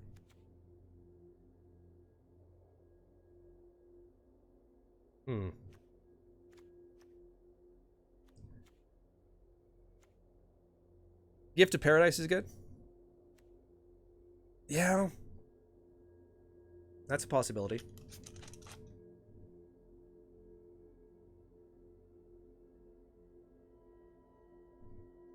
Sorry. Hopefully that didn't go through. I did mute the mic because I didn't want you guys to hear me coughing. So hopefully that actually worked.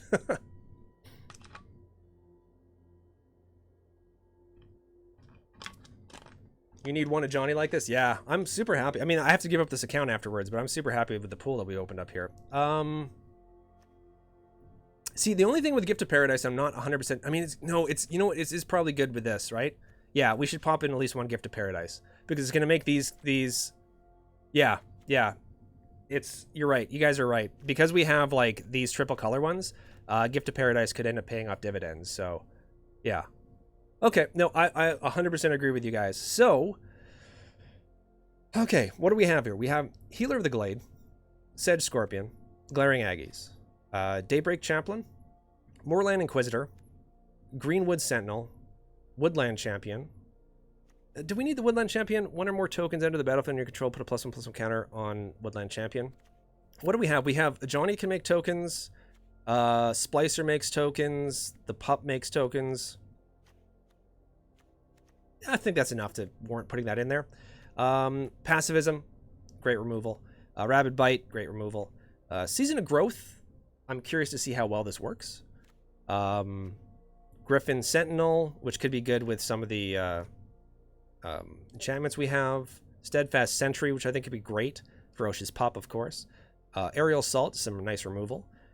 2 Feral Invocations. I've seen this card in the pre-release, and it seemed to do a lot of work for them. So I think this is going to be useful in the deck.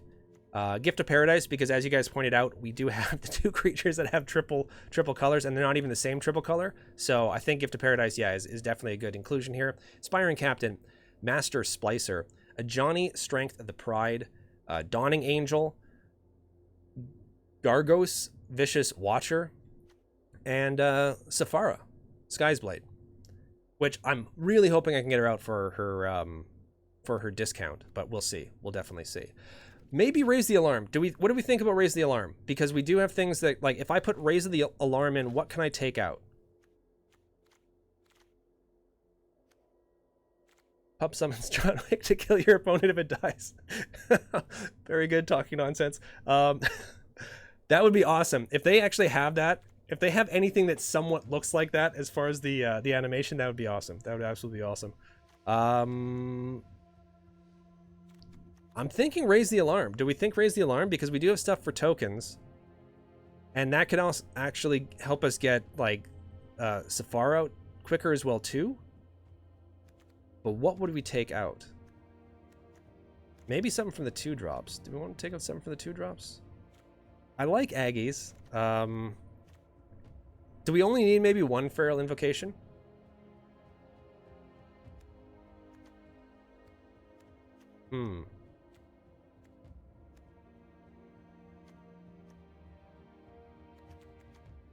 The Inquisitor and gains first strike into the end of turn. You know what? Maybe, yeah.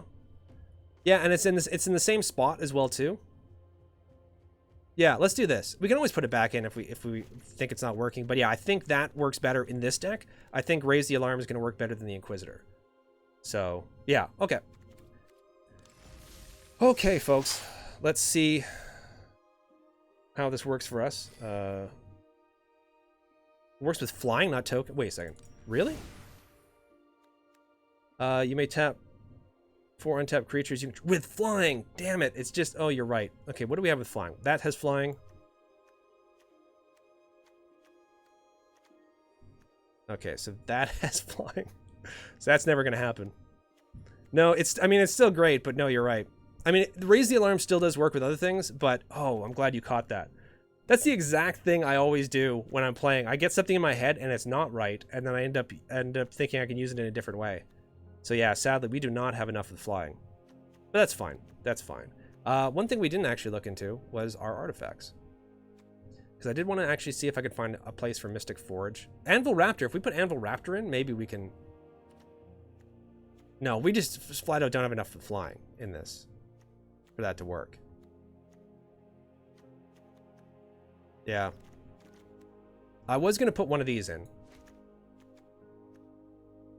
Take out that. Take out one of those. Yeah. Now, do we want to put the Mystic Forge in? You may look at the top card of your library anytime. You may cast the top card of your library if it's an artifact card or a color. Now, a colorless non-land card. We don't have enough of that in there. The Raptor might be good, but still a 7/7 for 7 with flying and lifelink. Yeah, no, it's definitely staying in. There's no way I'm taking it out. Yeah, no worries on that, Z-Wolf. I'm definitely keeping it in. It's just I'm thinking Aerial Assault to take out. I mean, destroy target tapped creature. You gain life for each creature you control with flying. I mean, for the secondary ability, I agree it's not going to be useful, but I think just the fact that it's straight up removal might be good. It might be good. So, yeah, Alex B, save me again. Yeah. We're going to run it like this, and then we're just going to see how it goes. And then hopefully we do a little bit better. What did we get? 2 wins? We got 2 wins in the last one, right? So now we're shooting for 3. We're shooting for 3 wins.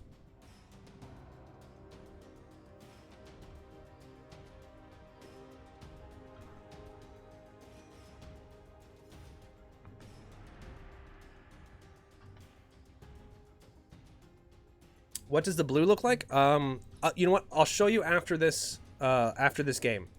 In case you came a bit late, we had the choices were almost sort of made for us. I don't know if we have much in the way in flying with blue, which I know would work well, but there was a lot of don't bump the microphone, Ed. There was some pretty anemic choices when it came to the other colors. Like there just wasn't even that much in our card pool. So, but we'll go over that afterwards.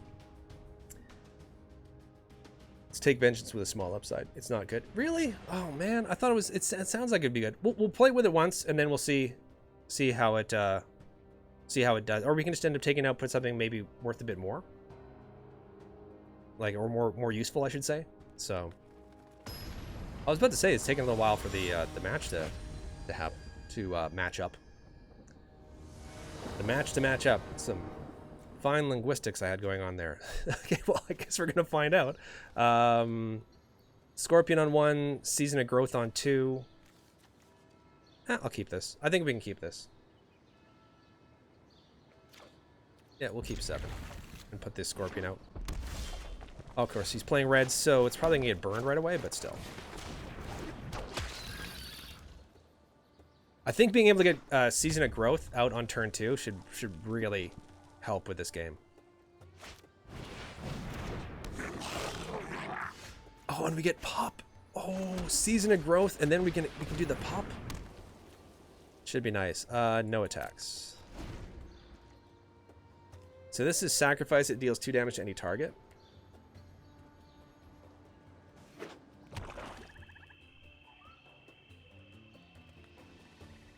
Keep, yeah. I thought this was going to be a good keep. And then drawing into Ferocious Pup for 3 on turn 3.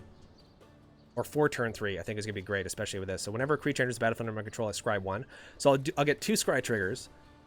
And whenever I cast a spell that targets a creature I control. So I can't get a trigger off of Aerial Assault. Ooh, so I wonder if this person's playing Goblins. I wonder if they have Goblin Ravelmaster and they decided to go all in with Goblins. Okay, so how do we want to do this? Whenever 1 or more tokens enters the battlefield under your control, put that many +1/+1 counters on Woodland Champion. So now we have to play this first, right? We have to play this before the extra value for Pup and see if it lasts, see if it lives. Do we want that? I don't think we do, right? Because we have another planes in hand. I mean, if we get anything that needs double green, we may be kicking ourselves, but I'm going to put that on the bottom and hope for gas instead. I'm going to keep this up just as a blocker because they're playing red, so they may have something big with haste, so no attacks.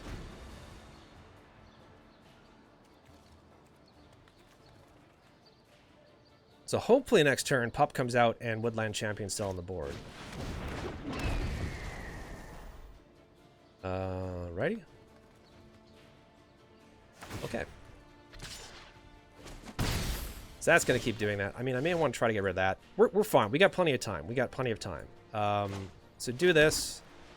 Then we can pop. Now I kind of wish I kept that. Right? Do this. I'm going to get a bunch of scry triggers. Dawning Angel. I have 1, 2, 3, 4. I'm shy 1 land for that. Do I want that on top?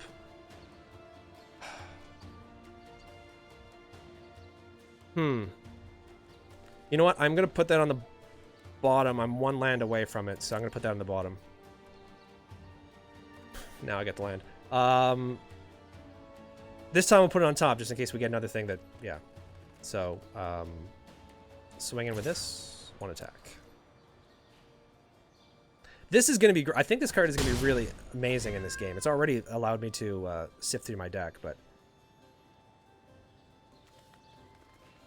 So when this enters the battlefield, I can gain 3 life. So I'm not super worried about my life total right now. Inspiring Captain should be pretty amazing next turn if it's able to live a little bit longer. Okay, so now we're definitely going to Aerial Assault this.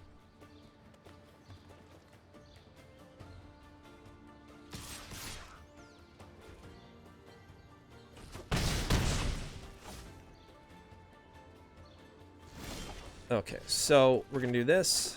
We're going to Aerial Assault that. Gain a bunch of life.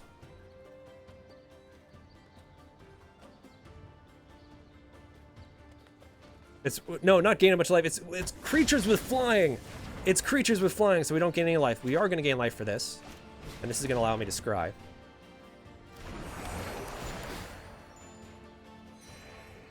And then Inspiring Captain should be like super impressive next turn. Yeah, Master Splicer, we'll keep you on top. Now this is making it so that none of these creatures can block anyways. I think I'm just going to swing in with everything. Try to burn them down as quickly as possible. The Elemental is pretty good. A 1/2 gain 3 life for 1. Yeah. Yeah, it seems like it. I would expect it almost to be a 1/1. Oh, what did you do? What was Legion's End to? Exile target creature opponent controls a creature mana cost 2 or less, and all the creatures that player controls the same name. Okay, well, we're not going to get a bit of a bonus with the Master Splicer, but still. Inspiring Captain next turn should be good. I can either do Inspiring Captain next turn or Master Splicer. Maybe I'll do Master Splicer. No, because now he's got blocks up.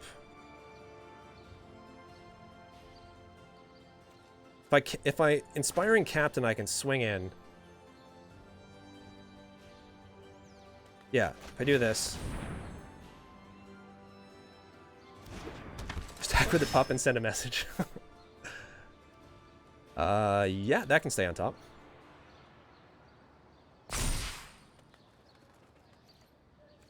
Okay, so swing in with those two.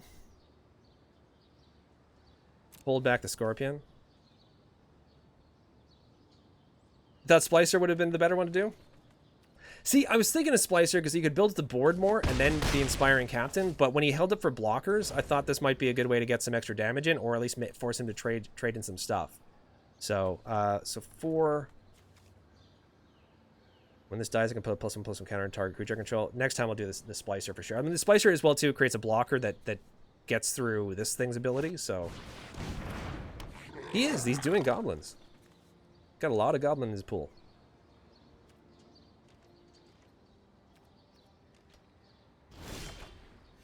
Okay, so I'm going to... I mean, you can double block the Inspiring Captain, which is fine. Or not double block, I guess you can block it with that, right? Do I hold off and just build up my board, or do I force him to start... I mean, he's low on land, so he's not able to get much creatures out. Part of me wants to swing in with the Wolf and with the Captain.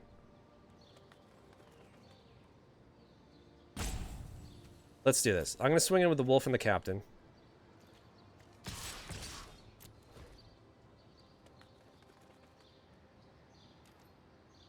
He'll probably block there, and then maybe block one there, or just take 2. I'm not sure which. And then we can go wide with the Splicer next turn. Okay. Yeah, because he's been mana screwed like for ages. And then we do the Splicer, so we still have a wider board, and we're going to get 2 triggers off of Season of Growth. Respect to anyone who plays goblins. Oh my god! Mornir. Mornir? I've already forgotten. I'll put that on the bottom. Yeah, Travis, I'm not sure if you watch the channel, but Travis, who's... Oh, hell yeah, that stays on top. Travis would 100% agree with you as well, too. Travis has built a very cool Goblin Commander deck. If you do watch the channel, he's who I play on the Mana Cave with. I guess start pressuring. Yeah, that's what I'm going to be doing. I mean, like, they're not going to be able to build up their board much. Gravedigger, yeah, so they spent all their mana. I'm just going to swing in with everything next turn. And that should be enough, I think. Or close to enough. That'll put them down to 1. Like, they'll have to block. They can't swing in. We'll Rabid Bite. Now, this is a one-way street. Target creature you control deals damage equal to its power to target creature you don't control. So I can do it with this on this, right? And that's going to allow me to draw a card. And then we just swing it with everything. Including the pup to once again send a message.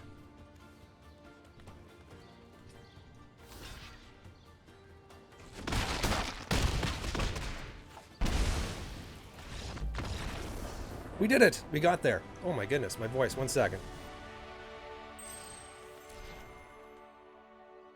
I'm not used to talking this much. Not all at once.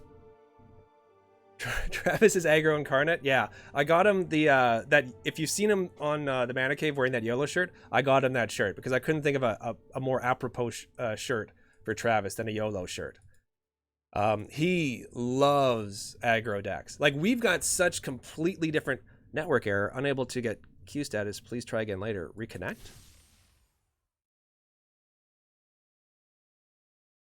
Stream may be cut short. Okay, good. So. Sealed. Excellent. Okay. Oh, someone wanted to see blue. It was talking nonsense. You wanted to see blue, right? You wanted to see what we had in the blue of our pool. So, we've got Unsummon. We've got Anticipate, which I like this card. I like the fact that this card is back. Metropolis Sprite.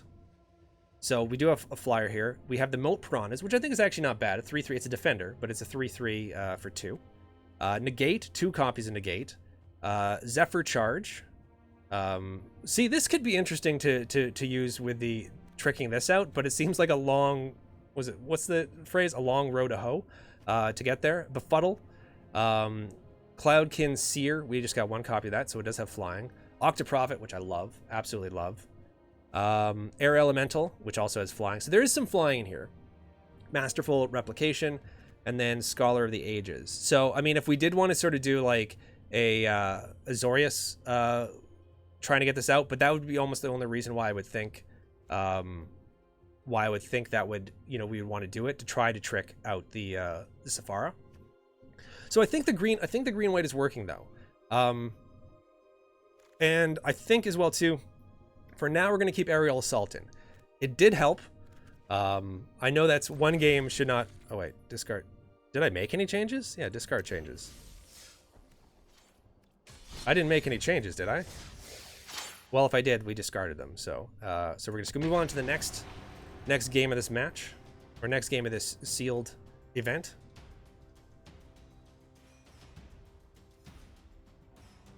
I am curious as well too how much of a delay there is between stuff you guys see and when you actually see it. So I just so you know, I'm trying not to. I'm gonna try not to. I would definitely not want to ignore you guys at all. But if anyone suggests something and it's already passed, that it's probably because I didn't have. Oh, this looks so good. Oh, this looks so good. We're gonna keep this. It's because I've already sort of passed it by accident. Start off gaining 3 life. Feral Invocation. I could Feral Invocation a little 0/1 pup if I want to. So next, all attack. Are you going to draft? I don't think draft is available in this. I could be wrong. I mean, like, unless I'm missing it, but I think in this event we can only do sealed.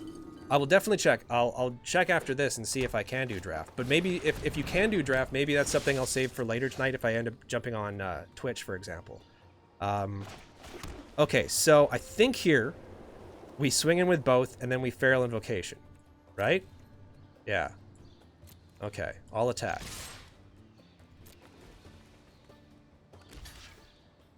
And then Feral Invocation.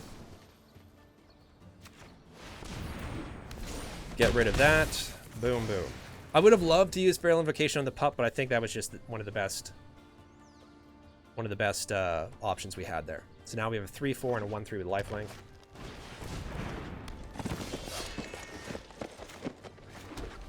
Okay, well, first thing I'm going to do is I'm going to swing in with the Healer of the Glade and see if I don't think they're going to chump. We have Rabid Bite. It's sorcery. We're going to go ahead and just Feral Pup this turn, though.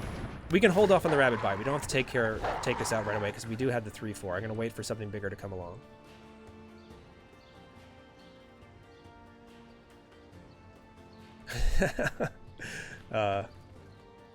Feral Invocation would do it for Feral Invocation on pup. I would have loved to have waited to do Feral Invocation on the pup, but I think that was the best option we had there. They have a Lotus Field. I want to pick up some copies of this card. There's this card, and then in Modern Horizons, there's that new fetch land which affects everything, or which can fetch any basic land, and that's another one I really want. Do I just Rabid Bite and then get an extra 3? I don't think so, right? No, I'm just gonna do this. And then wait. I still think I'm gonna need Rabid Bite for something bigger later on. Okay. Or even not necessarily something bigger later on. I can use the Aerial Assault for something bigger, but I think Rabid Bite, I want to hold off on it because they're not gonna. They could just toss it in front of this. We'll see how they do. They've got, this produces 3 mana of any one color, so they can produce 5 now. When does the battlefield draw 3 cards? Okay, so now I'm kind of, we have Aerial Assault to deal with that, which is great. It's a sorcery, which means I have to wait for it to swing in, but still.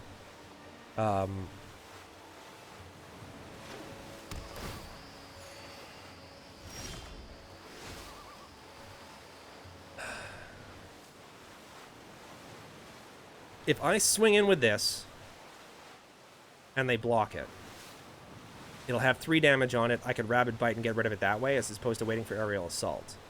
Or I can wait for them to attack.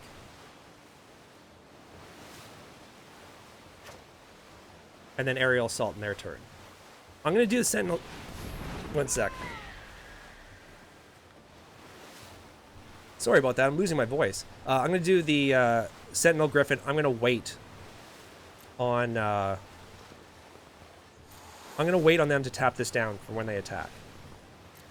It has a death trigger, yeah. The death trigger is it shuffles it into its owner's library and then scry 2. But still, it's better than it being on the board. So yeah, when it dies, shuffle it into its owner's library, then scry 2. So I'm actually fine with that. At the very least, I won't have the 5/5 flyer on the board, which would suck.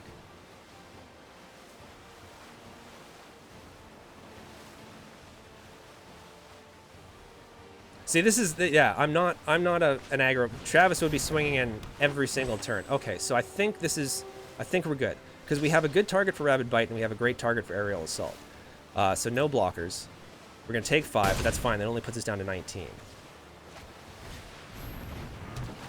Okay, so let's do this. Let's Aerial Assault. Get rid of that.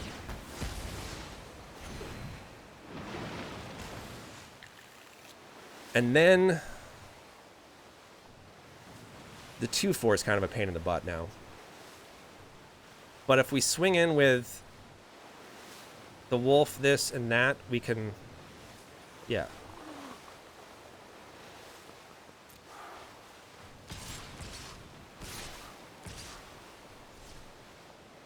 Those 3. Yeah, we'll do that.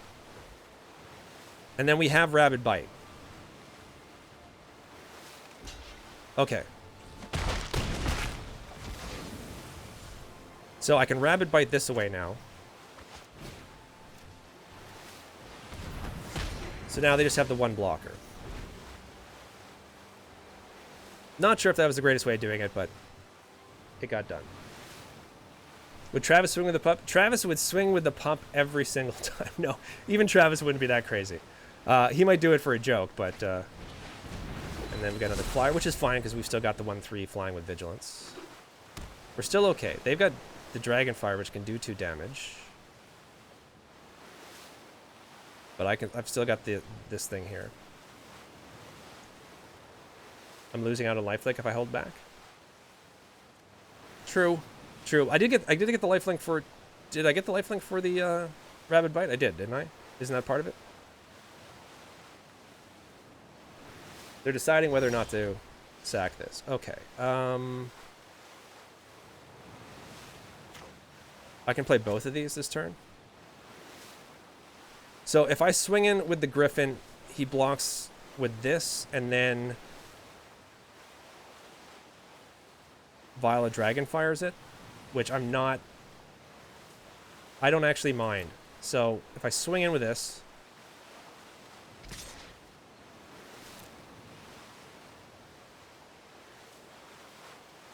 I don't want to swing on the Daybreak Chaplain because of the double block necessarily, but I mean maybe that would be a better idea.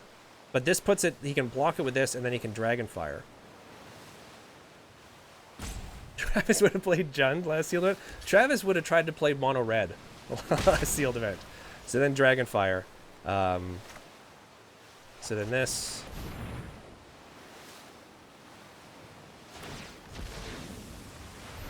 There we go. Gets rid of that. And why not? I'll just play up my hand.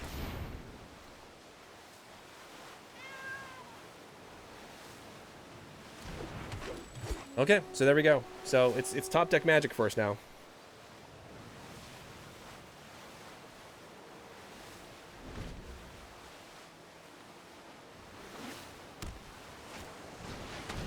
Gravedigger. Okay.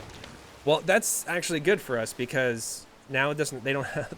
When we killed off the big 5/5, at least that didn't go to the graveyard. They couldn't get it back. So now they have to wait for it to show up. Is that the card sleeve? Oh, actually, how do... Okay, I'm going to have to change my card sleeves at some point.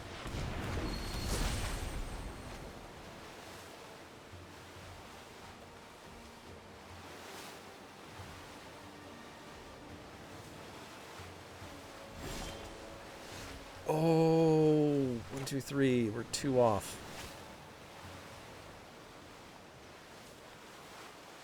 We need 2 more land. And then we can get this sucker out there. I swing in with this, and they block it. I can put a +1/+1 counter on target creature I control. So I can put it on that, or put it on anything, really.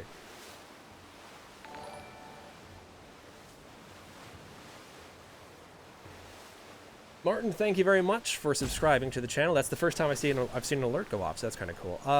Okay, let's do this. I'm going to swing in. Do I swing in with a Steadfast Sentry? I think I do. Because then I can put a +1/+1 counter on something. Or do I hold off? Because all he would really have to do is trade in the Gravedigger. Let's do that. Let's swing into the Sentry.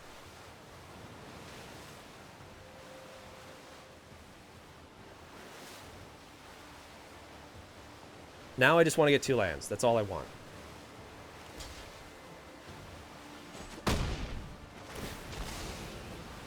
Okay. And I'm putting on Healer of the Glade because I want something that can swing in and not just simply be blocked and bounce off of that, so...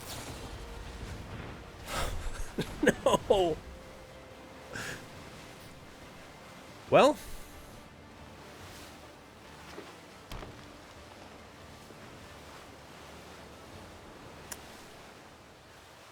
Oh, no. Okay, so we're still in this.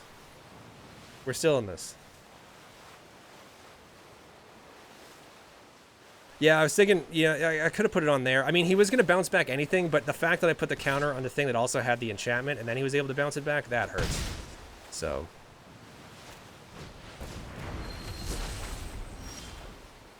Gift. Excellent. Okay. So we put Gift on that land.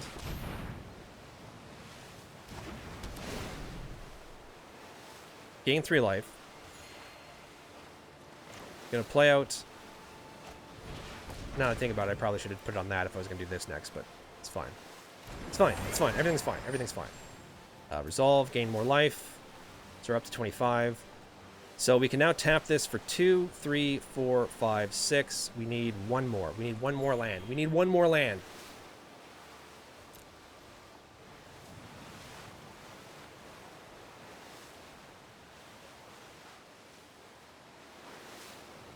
And our board state isn't too bad. We're at 25 life. They're at 12. They've only got 1 card in hand. So we're not doing too badly. We've got a Ferocious Pup on our side. So how can we go wrong?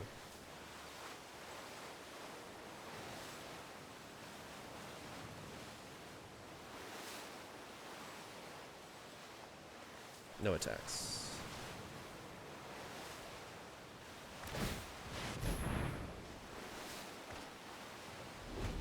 Oh no. This is fine, because if we get our land, we're going to have a 7/7, so we don't care about a 5/5. Right? Right? They just drew a whole bunch of cards. This card is crazy. Cavalier of Gales is nuts.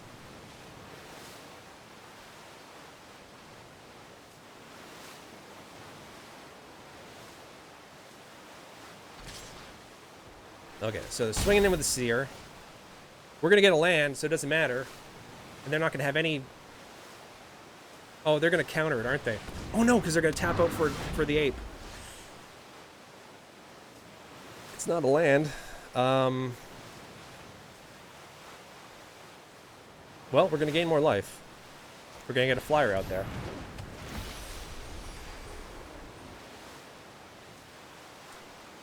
No attacks. No attacks. We can do this. We can do this. We can get this out there. Hey, I know that card. That's an amazing card.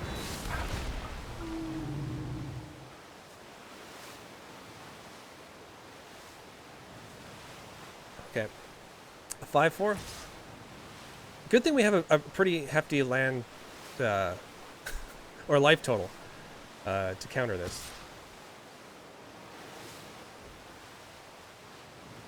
Do I get rid of the ape? I mean, he'll draw a card, or they'll draw a card. Oh. I think I have to get rid of the ape. So what would I put in front of it? I put these two in front of it, and then he'd have to make a choice, right? Can I tap? You may tap. You may pay 1 white. No, I have to pay 1 white and then tap 4 untap creatures I control with flying. So I can't use. It's not the same as Convoke, unfortunately. So you know what I'm gonna do is I'm gonna put. Or do I keep this up? No, because you know I'm gonna do this. It's probably the wrong choice, but I want to get rid of that ape. Unless, of course, the last remaining thing is if they have a trick in hand, in which case I'm gonna cry. Okay, so we got rid of the ape. Why did I think that was enough toughness for one of them to live?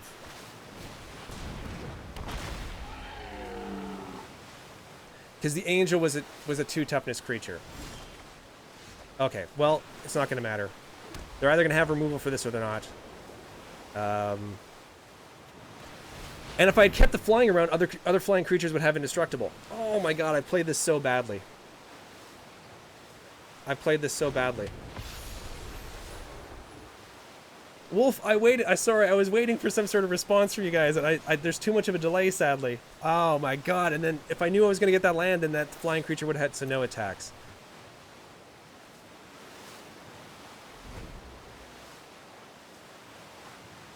Other flying creatures would have had indestructible. So as long as they don't get, I just swing in with it, right? There's no reason not to. Well, no, because it can block both of these now. It can be blocked, it would lose it. Yeah, we're gonna wait.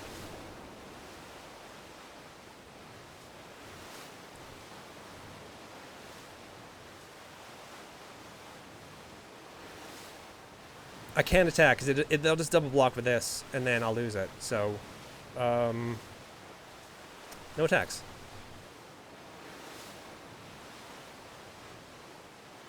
And this is going to start allowing them to get ahead of it. I may have to swing in and force them to chump.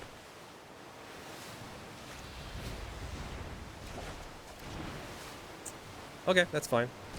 I'm okay with this. I'll take another 7, but I'm still far enough ahead. Block that with the pup.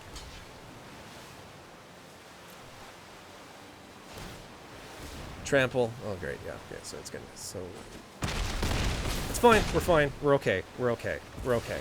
We're okay. We're okay.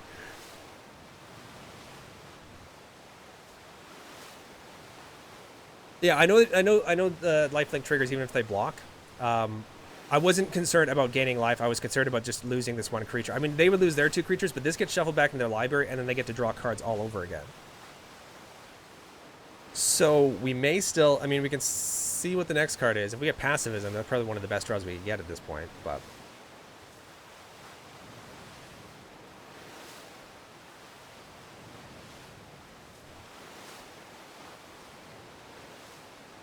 They've got a whole bunch of untapped. They got 1 card left in hand. A whole bunch of untapped mana.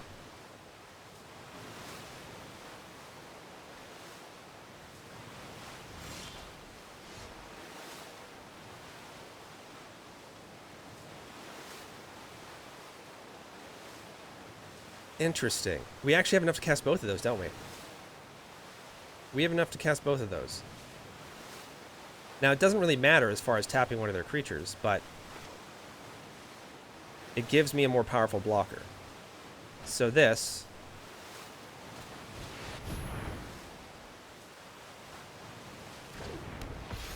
And then I can put this onto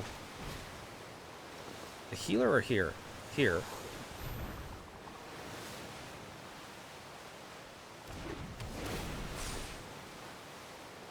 And then I'll just tap that.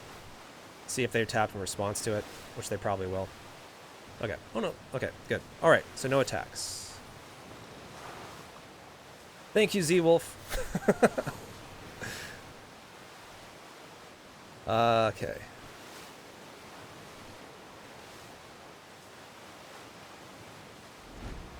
So let's just hope they don't have another bounce or removal spell in their hand. Played out a land.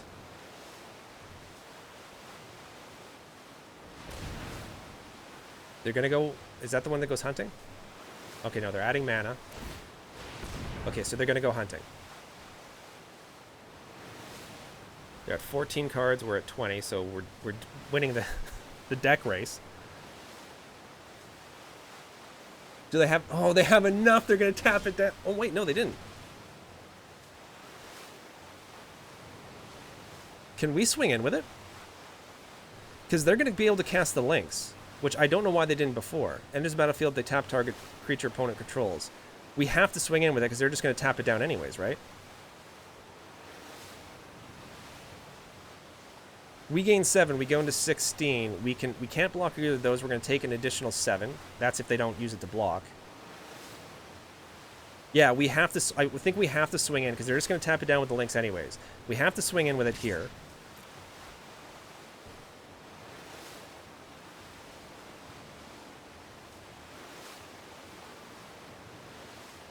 They're going to give that reach. Fine.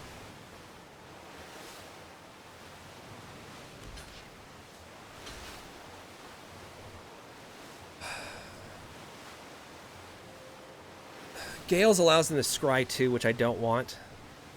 I'm almost want them to keep the flyer instead, but we can block the Ceratops.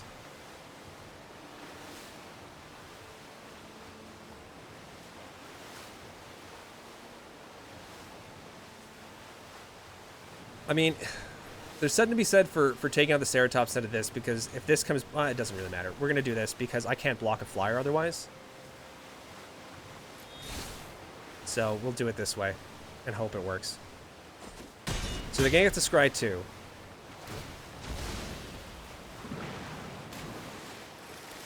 Hopefully this doesn't get scried, but then they have... Where is it? They have this guy, which is probably going to be able to bring that to the top of its deck. We're going to hold this back as a bluff.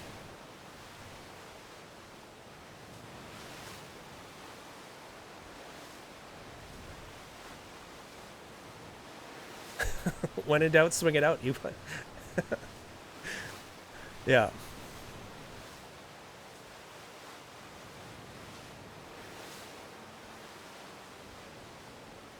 So now we'll see. Yeah, that must have been yeah, Mormir. That must have been a mistake for them not to play out the Frostlings. Like, or an accident on their part. They gain 3 life. They're gonna... Yeah, there it is. There it is. They don't have the mana to cast it now, which is great for us. When it comes out, it's gonna put them down. They draw 3 cards, put 2 into their library. Yeah, I think we're still pretty dead. What we need to do is we need to draw Passivism in soon. Because if that comes out, we can put Passivism on that, then we may be able to last a little bit longer. But I think we're pretty much dead with this particular game.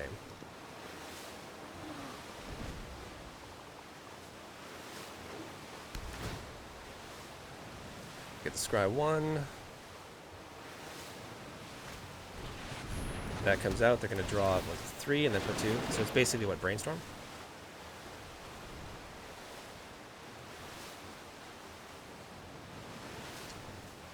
Oh my goodness. Pretty sure we're going to lose. We definitely need Passivism. Like, Passivism would help a lot, but I don't even think that's going to be enough at this point. Yeah, Frostlings comes out. They have lethal 5. or technically 3 if I put it in front of that. 3, 6, 7, 8, 9, 10, 11, 12, 13, 14, 15, 16, 17. Yeah, they have enough. So I put that in front of that. Because this, they can just give trample. They have 1 green left up, right? Yeah. So block.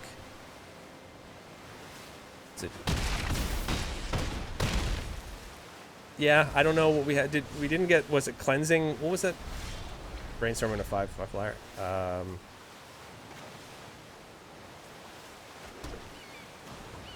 Sacrifices, draw a card.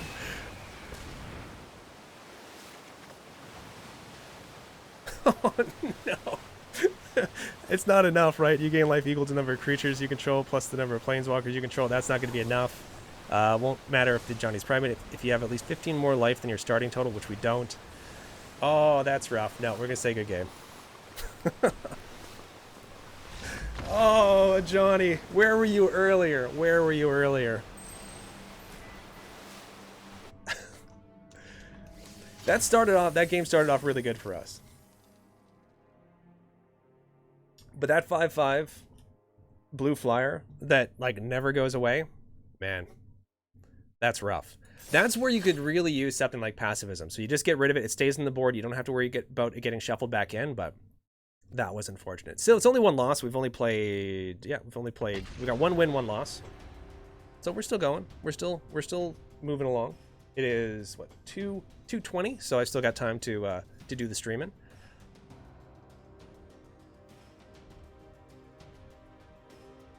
Thank you guys once again for coming out to this. For those of you who have been here at the very beginning, especially considering you you had to suffer through kind of a rough start of this particular stream, I appreciate it. So he is a giant cat after all. Yeah, he's taking a nap.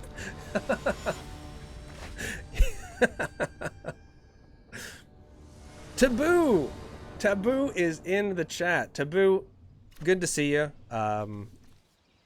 Taboo, I know you've been watching the videos for a long time. This is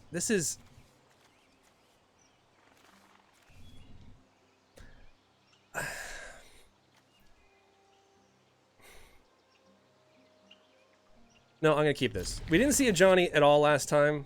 So yeah, Taboo, good to see you. I appreciate you when you leave the comments in the comment section. Taboo does like commentary sometime in the comment section with time codes for people and stuff. So, oh, new. Okay, well that's fine. That's fine. I'll put the Aggies on it. Nope. I mean, we do have pacifism. I'd rather not use pacifism on a 1/1, even if it is a 1/1 with Death Touch.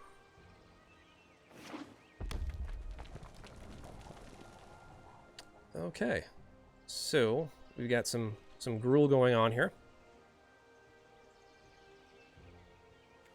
Master Splicer would be nice to be able to get that out if I can, but still 1 land off. Might not have wanted to keep this opening hand, but I got excited because I saw a Johnny.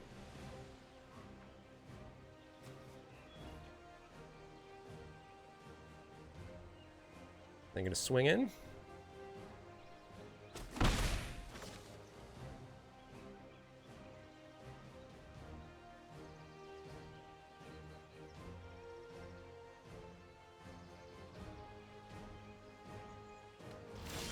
Okay, that's not what I want to see right now.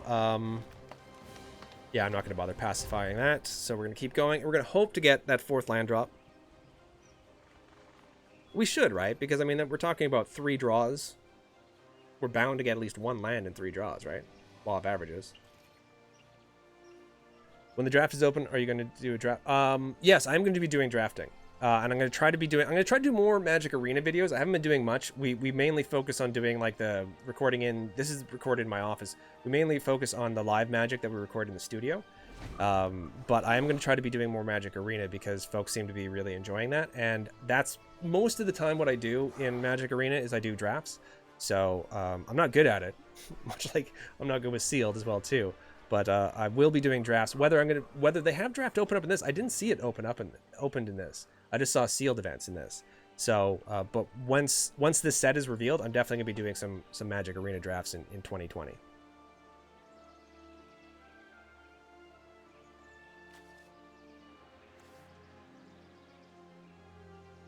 Twitch, yes. See, that's the thing. I want to stream on YouTube because, like, you folks who've watched me on YouTube have helped support the channel the entire run of the channel being around.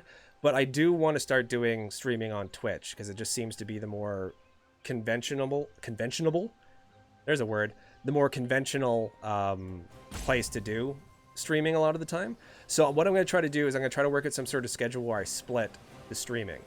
So I'm definitely going to be streaming some Magic on Twitch, but there's other games I want to try to bring to the channel and start streaming different games as well. So, but I am going to hopefully later tonight be maybe jumping on Twitch. It's really going to depend on my schedule. Today is Canada Day in where I live in Canada. So my wife has already sort of been kind enough to have me not spend Canada Day with her up until this point, but I am going to try to actually spend some time with my wife today while she has today off from work. So, but if I can get back, it may be late tonight, and it will be, if I do get back, it'll be on Twitch. That's not a land.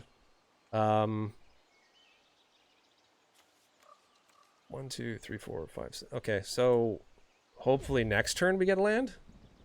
If not, I may just have to toss out passivism, or I may just have to discard this.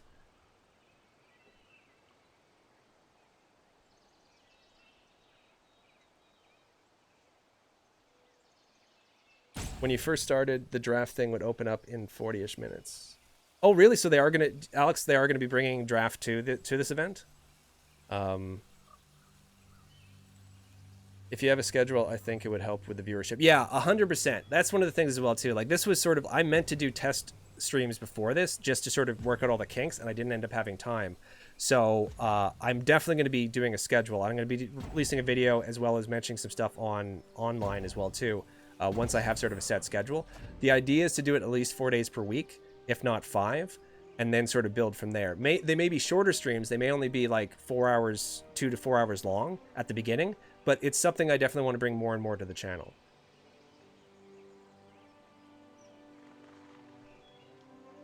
Lopel, I'm not sure what you're asking. I don't, unfortunately, the only language I know how to read is English, unfortunately. My wife knows how to read Portuguese, some Italian, some Spanish. But unfortunately, I could try to check that out in Google Translate at some point, but right now, unfortunately, I'm not able to respond to you. I apologize. I just sadly only know the one language.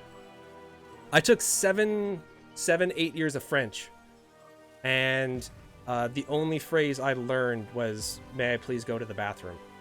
So that I could get out of French class for a while.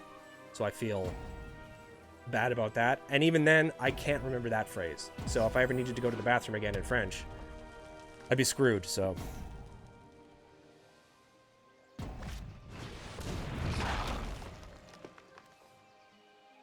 Okay. So that could be, I mean, if I don't get another land, that's definitely going to be where I'm going to put my passivism on. For the time being, anyways. Well, I could play this. I could play this and then put the Aggies on it next turn instead of pacifying it. Because I can always aerial assault this, so I'm going to bring out the Sentry. Now, they are playing red, so they may just burn it away. But, which would be kind of a waste. Because then I'm not going to be able to put a +1/+1 counter or anything. But if I am going to be able to get the Aggies out next turn, that'd be great on it. Because then it becomes a 4/5. And I get to tap something down. Ideally, I'll get a land. And then they'll swing in with this, and I can play Aerial Assault on this and play the Aggies. Or they're just going to Rabid Bite it and ruin all my fun. Now I think I'm going to Aerial Assault, unless something else pops into my hand, which gives me a better shot at it. Yeah, let's go ahead and do this. Aerial Assault that, get that out of the way now. So now leaves them with the 1/1. They've been mana screwed as well too, which is something to remember. So we're not the only ones that are suffering from some severe mana screw here. Swinging with the Scorpion. Next time they play a larger threat as well too, we still have Pacifism as our backup.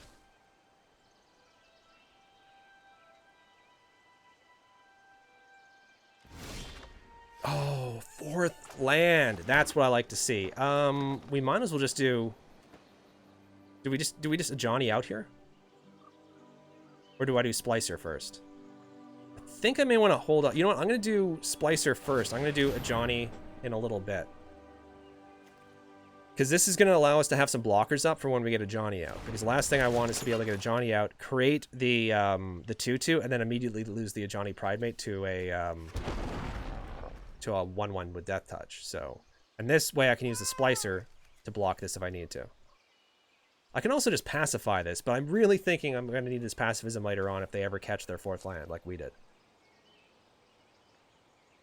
I could have also set up more stuff with Gross Season first, but I'm not. At this point, I want to try to race them down a little bit. Splicer, yeah, I think the Splicer was the right choice there. I think here what I'm going to do is I'm going to do Gross Season. And I'm going to Aggies this. That's going to trigger this so I can draw a card. And then I can tap down their Scorpion. And then swing in for 6. Okay, so I think that worked. I'd really like a 5th land. I mean, we're at 4, which is really the magic number for what we need here. So now I can Ajani next turn if I want to. So they finally got their 4th land after whatever turn this is, like 27.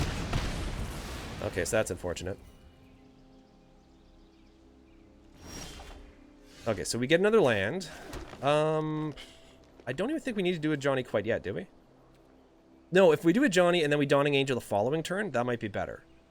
Okay, so let's do this. Let's Ajani. Everything will be fine if we stand.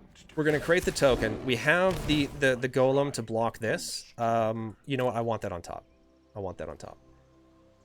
And then no attacks. Because we can Dawning Angel, that's going to work with the Ajani's Pridemate. Then we can do this. That's going to work with the Ajani's Pridemate as well, too. So we can pacifism that. Okay, so now we have 1, 2, 3, 4, 5, 6. Let's... How do we want to do this? We can get this out, which is crazy.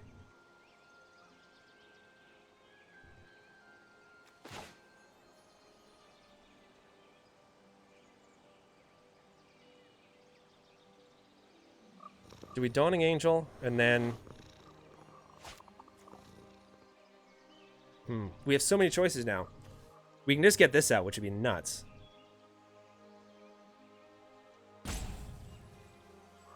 This leaves us 4. So if we do this... I'm going to do this. I'm going to bring out the Angel. Get a life gain trigger. Also get to Scry, which is great. Do I want to put that on top? No, I don't. I can put that on the bottom now. I'm going to +1 Ajani. No attacks. So I still have this to block.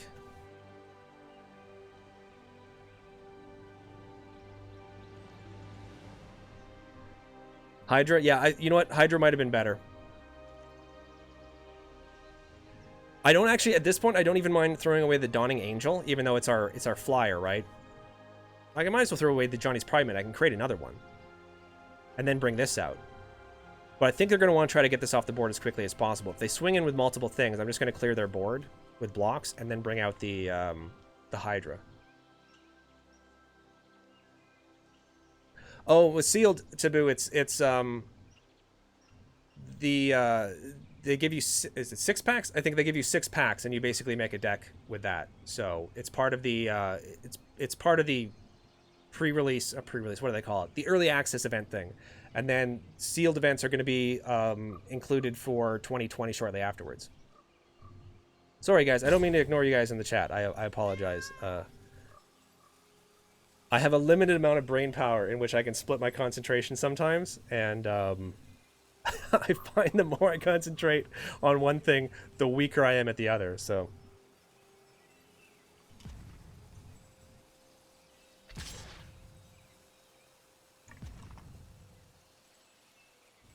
if he just swings in that would be awesome.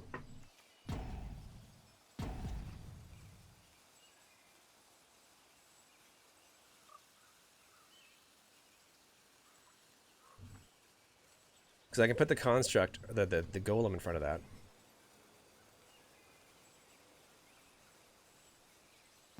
By the way, I appreciate the fact that you guys chat amongst yourselves in the chat as well too. Answer each other's questions, help each other out. I love seeing that in the comment section of the videos, and I especially love seeing it in the chat as well. So,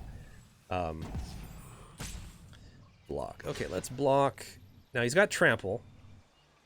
Part of me wants to double block because I think he's got a trick. Yeah, he's an instance for sure. You know what, let's do this. I can always make another Johnny. Okay. Oh, this works out well. At this point, part of me wants to just to pacify the Scorpion. No, I don't have to do that. I don't have to do that. Let's go ahead. Let's create another Pride Mate. We'll get the Scry trigger. Okay. My opponent was stuck on, like, no land for an eternity. I mean, I was happy I finally able to get my 4th land, but yeah, they were... I feel kind of bad for them because they were pretty screwed for quite a while. Let's put these things out because it'll stop bothering me about this. Manage later. There we go. Just gonna quickly do this so it quits kicking me out to this screen.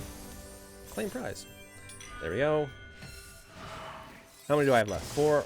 Oh, so I think I can almost complete this. Claim prize. There we go.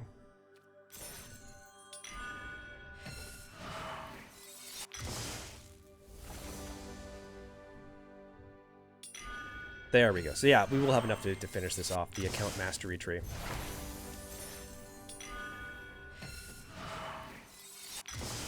This is interesting. They also added something else. I'm not sure... not sure if it's live yet in regular Magic Arena, but I'll show you guys in just a second something they've added as well too. There we go, claim prize. Perfect. Okay, so now this tree is completely filled. So they also have, where is it? Mastery. No, not that. Anyways, there was something else. There was some other sort of mastery thing they included, but anyways, I'll show you guys another time. Oh, so they do have the drafts now. Okay, so the drafts are starting in... Traditional drafts are starting in 2 hours and 20 minutes. So that is definitely something I'm going to try to jump back on later and do. If not, then I'm going to record a video of me doing one of the drafts for the Core Set 2020. But that is hopefully what I'm going to do on Twitch later on. So. First live stream I've seen and wonder where it is. Well, I've been meaning to do this for about a year. Like, do regular streams and stuff. So it's one of those things where it took me a long time to get used to producing the videos to begin with, and now I feel super comfortable producing the videos. But I'll be honest with you, doing the streaming, a little bit nerve-wracking. It's live. It's more like theater versus like producing a show. So I've been a little bit leery about doing it, and I was especially nervous after the very poor start the stream had when the microphone was not working. So there should hopefully be more coming. This looks good. We're going to keep this. Do your sleeves! Yes, Tyus! Oh my god, I keep forgetting to do the sleeves. You guys may have to walk me through that, because I don't think I've ever changed my sleeves before. Oh my... Sorry, don't mean to bang the microphone. I almost passed through the land drop there. I got so rattled because I didn't do the sleeves. Okay. Let's do growth season first. Because I think in the long run that'll help, especially when we get the Ferocious Pup out. But this has been such a good card. Growth season, or season of growth, I should say. It's been so good. Okay, so they got a flying strategy going, which is fine. I would love another... Oh, we got another line. Perfect, so we're going to be able to even get a Johnny. The Johnny with a bunch of flyers might be a bit difficult. So let's get the pup out. We'll get 2 scry triggers off of this. Gift. Do I want gift? I mean, it could work with...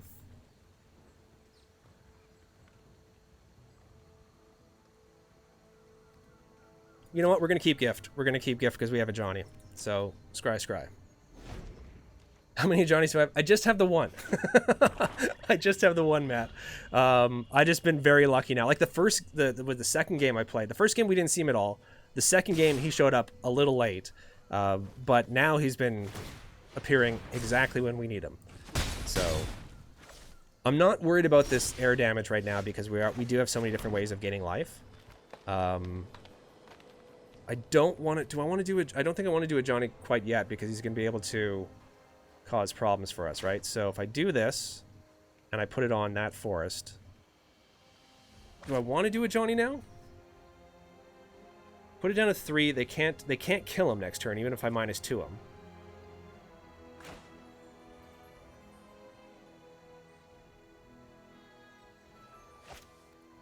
Let's go to combat first. Swinging with a wolf. So we're gonna a Johnny now. There's nothing I do to block the flyers. When I -2 him, he's going to be at 3, which means you're going to need to be able to do another point of damage in order to kill a Johnny next turn. So we bring up the Pride Mate, and then we can Gift of Paradise, and we can +1 a Johnny to get 2 triggers on it next turn. Our true strength lies in our friendships. We get to Scry, which is also great. Forest, do we need a forest? I don't think we need a forest. Not if we're going to be doing Gift of Paradise as well, too. So we're going to put the forest in the bottom. I want to get some sort of... something maybe that can even deal with the flyers, maybe one of our flyers. Watch, so running 8, watching you on my terrace right now, first time for like a week. You don't melt outside over here in Central Europe. Clock helps too, almost 10 p.m. Yeah, it's like, I'm not sure what, obviously the summer's been pretty insane there for you as far as the heat goes. I have lost. Oh, he was able to, oh, I forgot about that. Okay, well, that didn't work out quite as well as I had hoped. But yeah, it's been crazy hot here as well too. Like I'm wearing a hoodie right now because it's freezing in my office because we've got the air conditioner. But normally the air conditioner goes off every once in a while to keep the house cool. The air conditioner has not stopped going, I think, the entire time that I've been streaming. That's how hot it is right now in Winnipeg, in my part of Canada. I could aerial assault that. Or I can, you know, I'm gonna gift on here. That's going to trigger the Ajani. Gain some life. And then I'm going to swing in with a Johnny and the Wolf. And then I also have the mana now to cast a Symphony. Okay. So we have removal with Aerial Assault. We'll get to Scry to see what's going to be on the top of the deck. I do not want another land. I want some gas at this point. And then we have Feral Invocation to add to any of these. I can put it on the pup and make the pup a viable attacker. No, John. Yeah. I'm sorry, Tyus. I'm sorry. I was not paying attention to the ability. I could pacify that now if I wanted to. What I can do is I can swing in, and then whatever they block, I can put the Feral Invocation on, right? Yeah. So let's do this. So swing in with a 3. We'll see how they block. If they block. They're not blocking.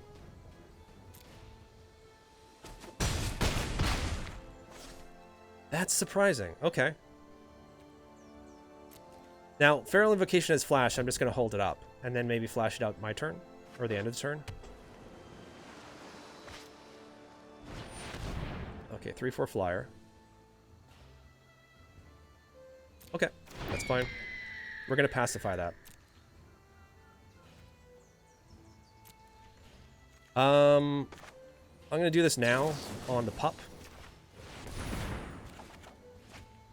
Draw a card. And then we're going to go ahead and play this. We're going to pacify the elemental. And all attack?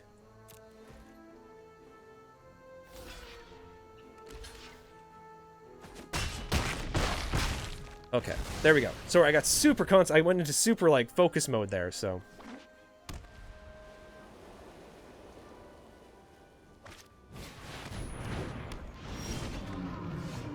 And we completely Luxac top deck the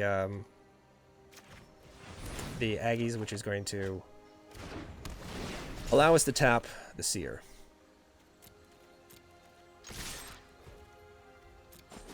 There we go. Okay. I mean, I don't think they would have been able to do anything anyways, but at least we were able to tap it down to guarantee the victory in that one. So we're already doing better than the first seal that we tried. Ooh, what's our reward? Bond of Revival. Okay. Claim the prize, and then move on to the next game.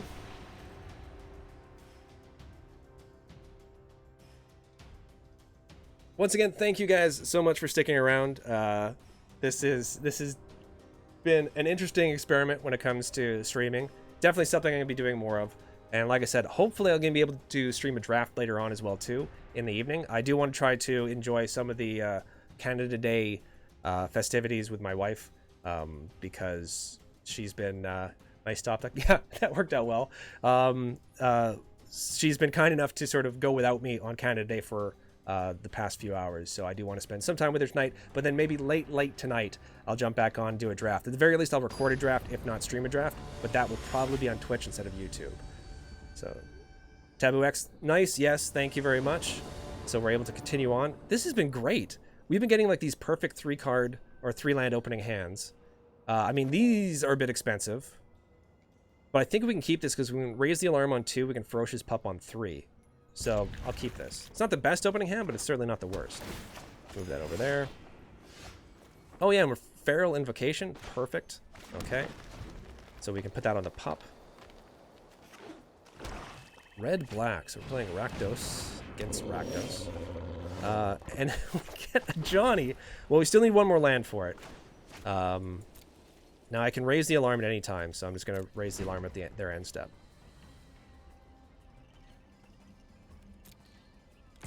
Swinging with a 2/2. There we go.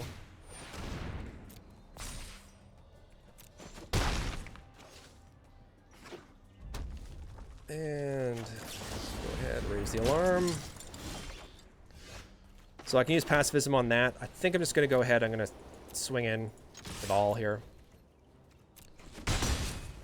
And then we're going to Feral Pup. Hopefully we can catch that one other land to get that a Johnny. So you just started streaming. Good timing to find your channel like a week ago. Oh, cool. Running A, thank you very much. Yeah, I just started streaming. I've been doing the channel for a while, but I haven't been streaming. This is the 3rd time ever I've streamed, so I can probably use Feral Invocation to make this work. How do I want to do this? I could pacify one of them if I wanted to.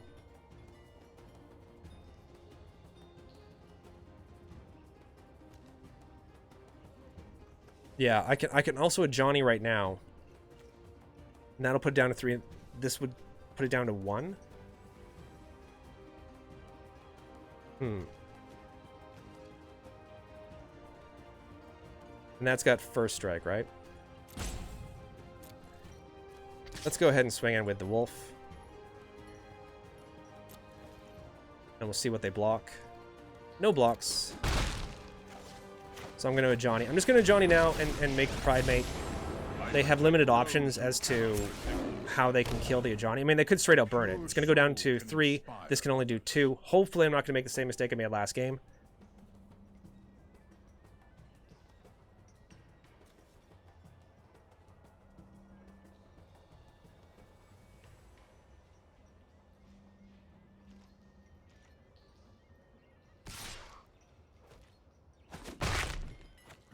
Okay, good. So Johnny lives. And then Johnny dies. That's fine. That's fine.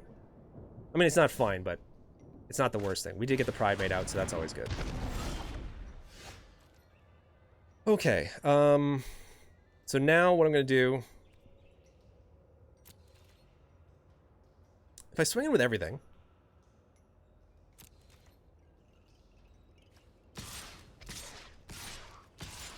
I'll swing in with those 4. Now they know there's they definitely know there's a trick coming.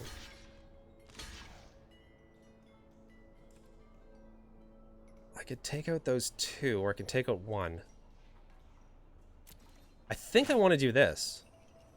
Do I save the wolf? I wouldn't save the wolf. The wolf would die anyways.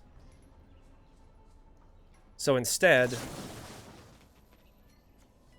Do I take them both out? No, I'm going to put it on the pup and just take out one of theirs. I'm going to take out the Mastiff with it.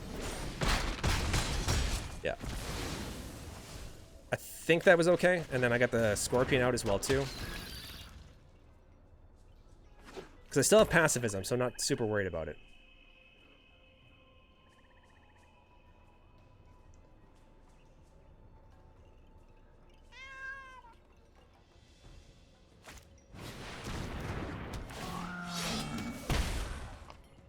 Okay. I'm not really worried about my life total. I would like another land. Another land would be great. Another 2 lands would be really great. Okay, so we get another land. That allows us to do the Dawning Angel. I could pacify this. I'm still worried about something bigger coming along, but I think pacifying this and then swinging in with the team works. Everything except the Scorpion. Or do I pacify that? I think I need to be aggressive here. Ooh, no, not that. So I'm going to pacify this. And then swing in. Not with that. There we go. Swing with those 3. So I'm 1 land off of being able to get the Hydra out. I can also get the Angel out as well, too. So there might have been something said for keeping pacifism up for that, because it does have first strike. But I'm more interested about the life gain trigger from this. They've got 2 cards in hand as well, too. If we get a land, we're laughing, because then this can come out and it's going to be wonderful for us.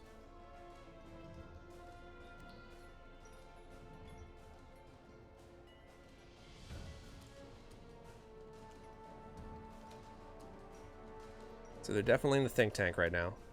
Thinking about what they want to do.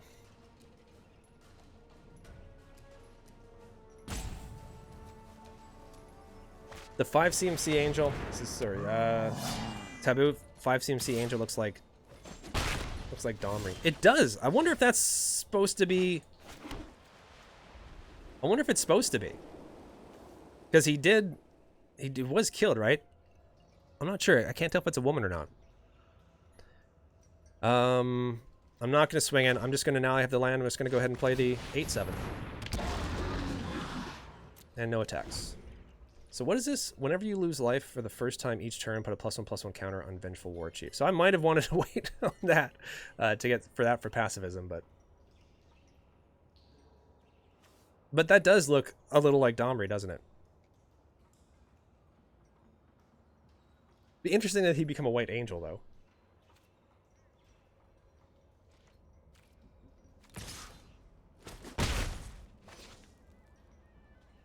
And this is Vigilance as well, too, which is insane. So they can block it for 6 in total.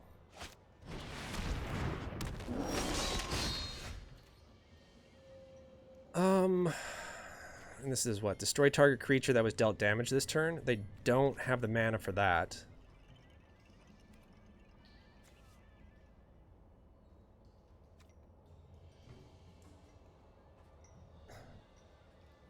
What would they have to put? They would have to put most of the team in front of this. I'm just gonna, I'm going to go ahead. I'm going to swing in with the Vigilant Watcher and see what they put in front of it. If they put both of those in front of it, I can take care. I can take care of their entire team if I wanted to, but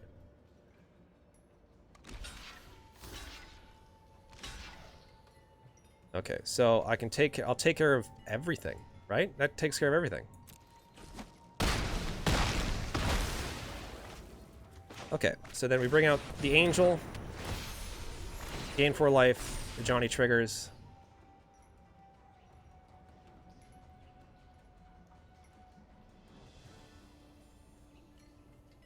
Let's try, what? Twilight Barney to a tree, poke him with a stick, and...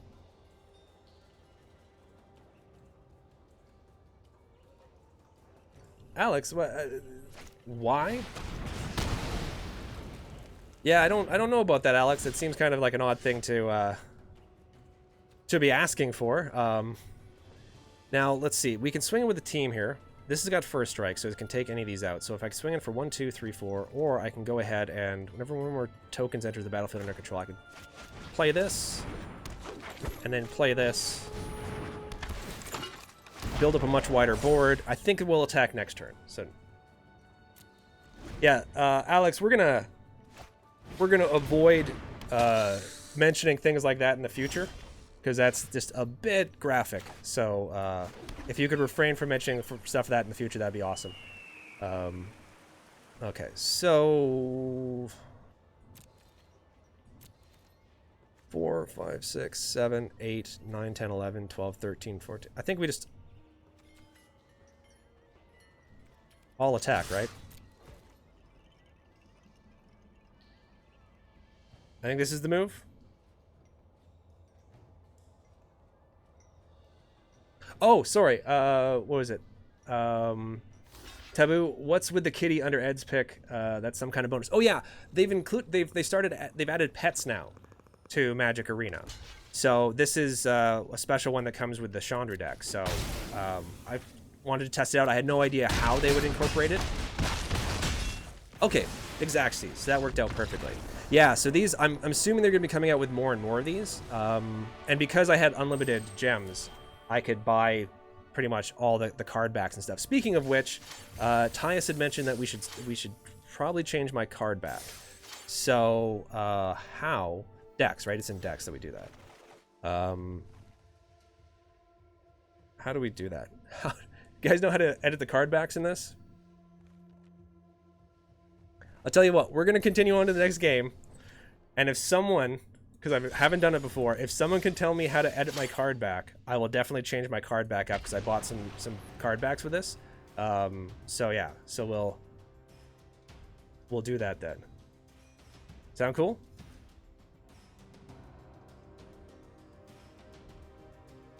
Because there is that new Chandra card back where she's got her old flame on sort of thing, so... Is it the Chandra Planeswalker deck?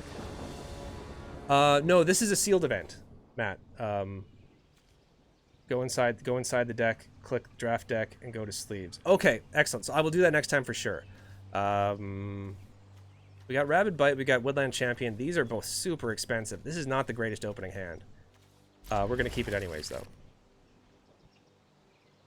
Okay, so click draft deck and go to sleeves. Okay, so we will definitely try that next between these games. I have a feeling, I don't know why, I don't think I should have kept this opening hand.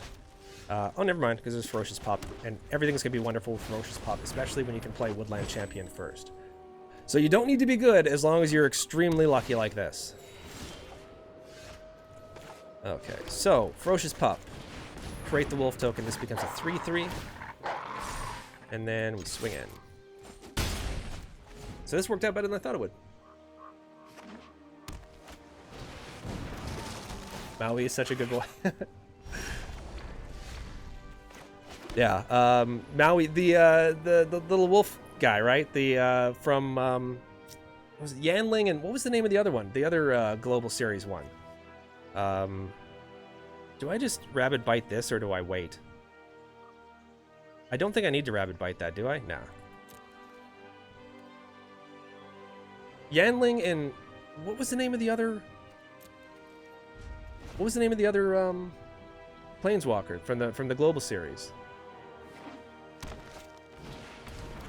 Is it part of the flavor text on this as well too? If there's flavor text.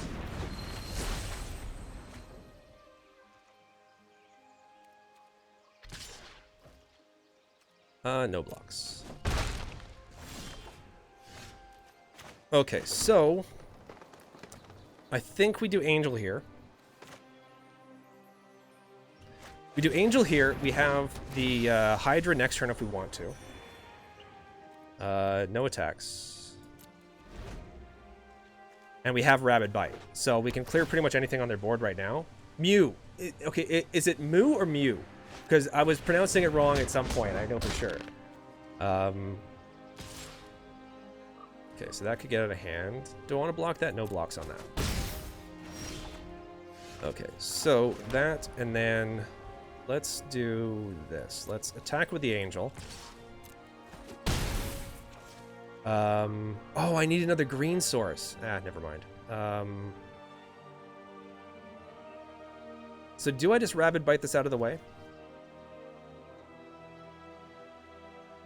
I played that all wrong. I was thinking I'd be able to play this, but I didn't have another green source. I don't want to do Inspiring Captain. It puts another 3/3 on the board, but I want to be able to do that when I can attack. So let's just go ahead and end the turn. That was badly. That was poorly played. I, for some reason, thought I was going to be able to play the Hydra out. Moo. Yeah, so it is Moo, right? Yeah, because I... Moo. Yeah, Moo like Moo. Think cow. Okay, thanks, Joshua. Oh, that was unfortunate. What did you cast? The Outrage. Okay, so it's a 5/4. No blocks. Okay, so... Now I can play it if I want to, but instead, what I'm going to do is I'm going to Inspiring Captain. And then let's go ahead and target creature you control and get rid of that. And attack with there.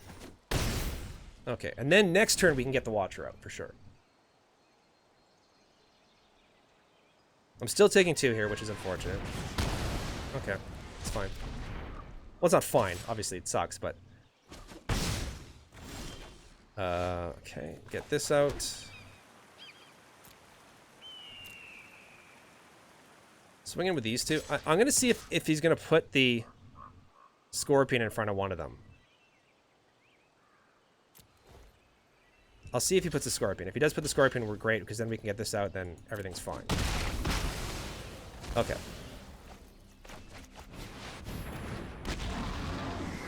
So that should be good for us. We can also sacrifice this to draw a card. Sleep Paralysis! I hate you. Whenever a creature you control becomes the target of a spell, fights one target creature you don't control, so we can have it fight that. So at the very least, we get his flyer off the board. I'm going to do this, sacrifice it, draw a card. Excellent. Okay, so Sleep Paralysis sucks, but we were able to get his creature off the board as well, too. We can play out... We're just going to play out our whole hand at this point. We're still in this game. We're still in this game.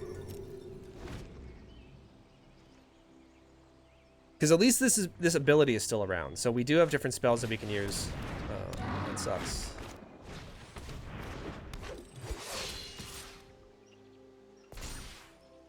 Protection from white. I just put the pup in front of it. I think I have to, right? That's unfortunate. Because this is protection from white. It's going to be able to... Oh, wow, this is so bad for us. Now, is this... Whenever you can becomes the target of a spell, not a spell or ability. Yeah. Ugh, this is not good for us at all.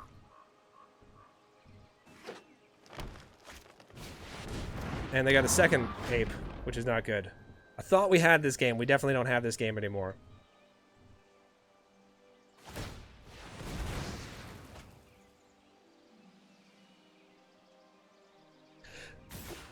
Okay, so I thought I was going crazy there.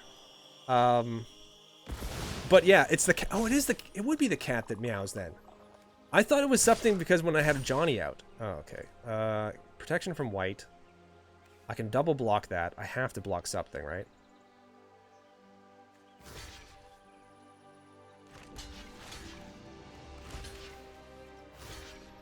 Yeah, I have to double block. So now we really need to draw into a decent creature. But I think we're still dead. It's a white creature, so that's going to be able to swing in. Yeah, we're dead. We do this, we block. That goes for 3, that goes for 5. Now, we're toast. I thought I was losing my mind for a while there when I was hearing that meowing. But it is. I guess it would be the cat, right?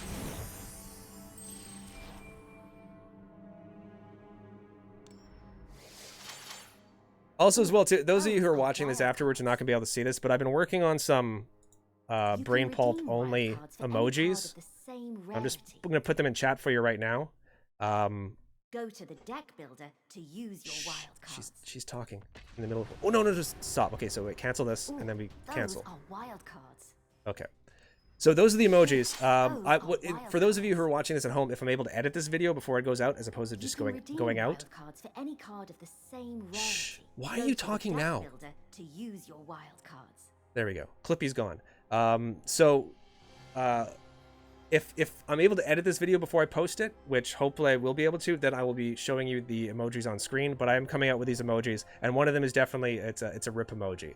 So I'm not sure how I can make those available yet, but once I figure that out, I will make that available to you guys so you can use those in the chat, so that when I make these types of mistakes, you can have the little brain rip emoji out there. Okay, so we're supposed to go to decks, and then there was some place for sleeves. Apply styles.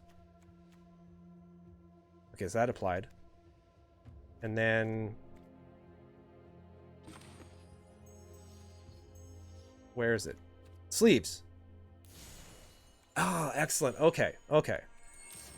So let's go. I love this this version of Karn here. But let's go ahead and... How do I not have the Chandra? Okay, we're going to use this one. There we go. So now we've done the sleeves. So that should be all the luck we need now. We got 2 losses. We need 3 more wins to make it to the very end of this. Let's continue on and see how we do. Click where the card is sticking out of the box. Yes, I got it. I got it. There is a really weird delay between, or not weird, but a longer delay than I would have thought between what's showing on screen for you guys and when you guys are able to respond. I'm going to look into seeing how I can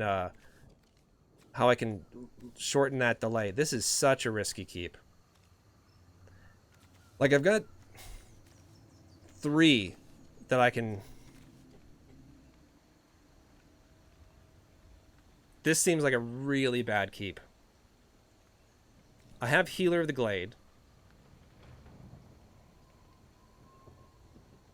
I think we're gonna take advantage of the new London Mulligan rule.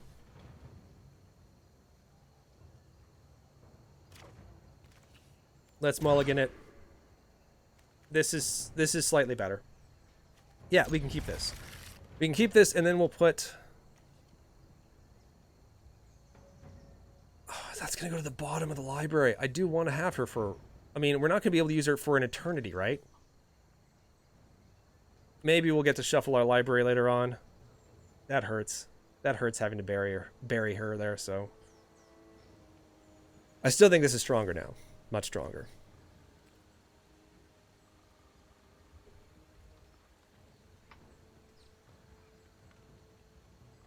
My wife had actually asked me before I started the stream if I would like to get some tea, or if she wanted, I wanted her to brew me some tea, which is very nice of her. And I was like, oh no, I'm fine. My voice is fine. Now I'm really wishing I had gone for that tea. Forest.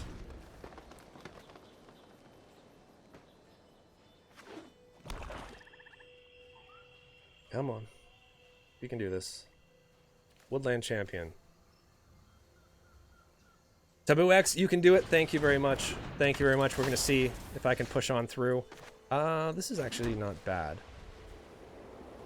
Deals 2 damage to target opponent. It's a huge mana sink, so we're going to bring this out.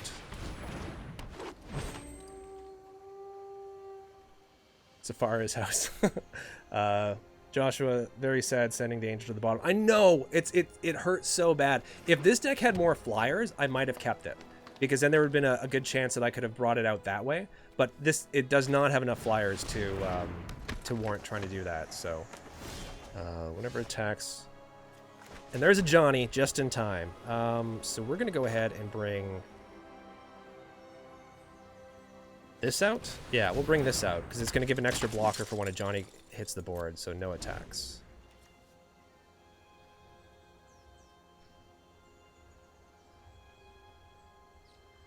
It's not bad, Z-Wolf.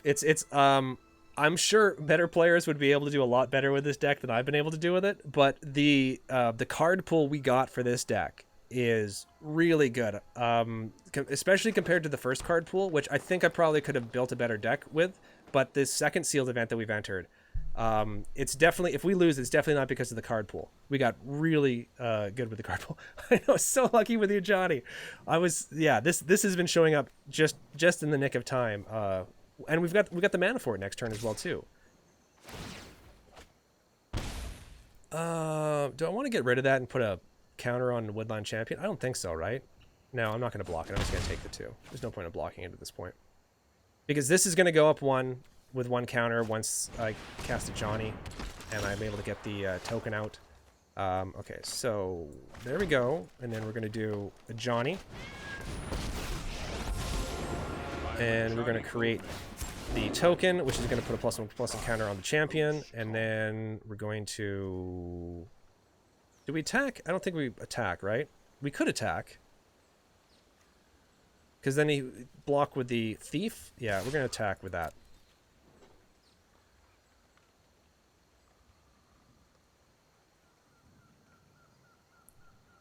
See if they want to make the block. There we go. That was a bit aggressive, I admit, but I don't think I'm aggressive enough oftenly. See, and if you hang out in my streams, you'll hear completely made up words that don't exist in the English language that I'm just going to invent. Like, oftenly.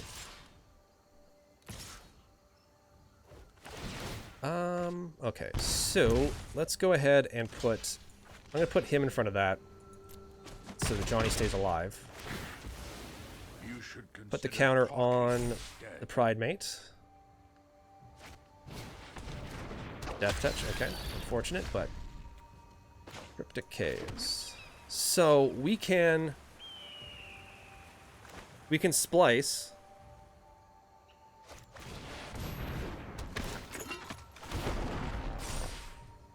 We can Aggies this to make it a better blocker. Tapping down the Scorpion. Then we can gain life, a whole bunch of life. We thrive when we support one another.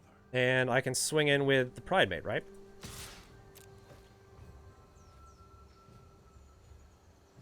I mean, we'll lose a Johnny now, but I think this is okay.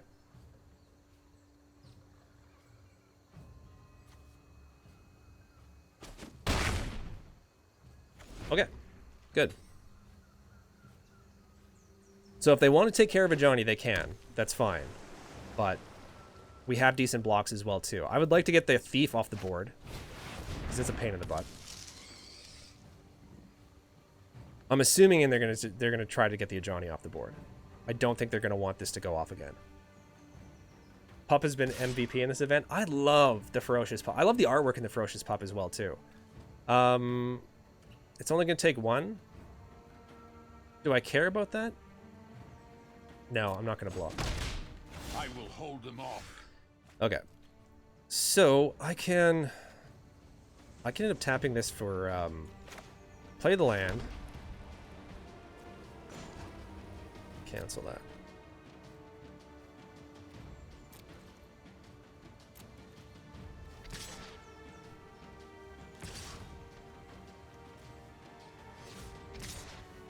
Swinging with those three. If I swing it with a team? If I swing it with a team and then use Feral... Yeah, let's do this.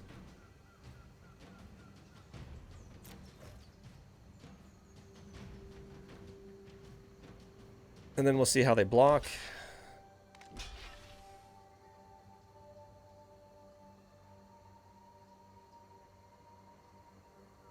So 4, 8, 9, 10.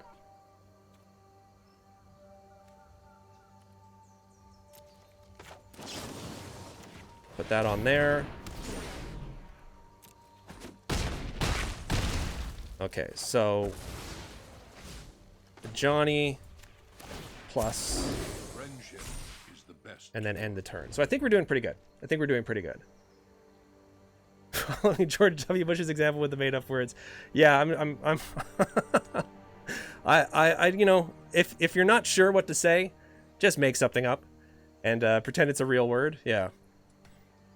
Yeah, I get tripped up all the time with words I say and adding like different tenses to words that don't have those tenses and stuff. So, okay, so the links. Okay, so it's going to tap down that. That's fine. I should still be okay. They're going to probably try to take out the Johnny Pride Mate. Johnny Pride Mate. Johnny Strength of the Pride. Okay, let's do this. Draw a card. Aerial Assault. I hope we meet again soon.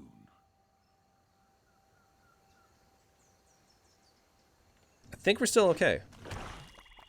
They've got the Scorpion, which will sadly take care of this. but I can swing in with these two. I think we're okay. They're down to 2. We're at 28. They got 3 mana left up. Misunderestimated him. Yep. Yeah, Joshua, that is exactly the type of thing that I would say as well too.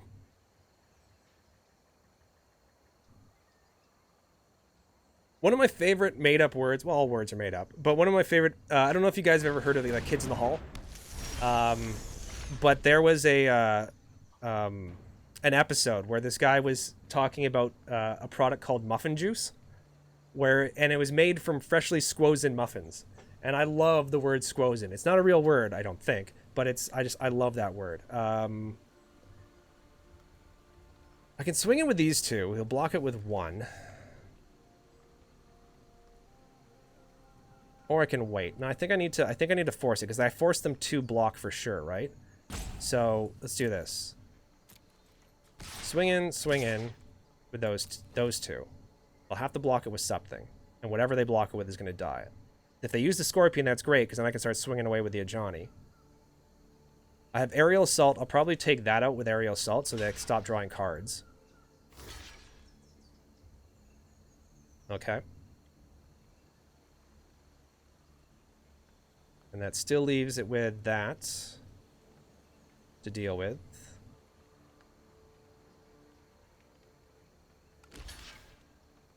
So they're just going to use the Scorpion on that. Okay.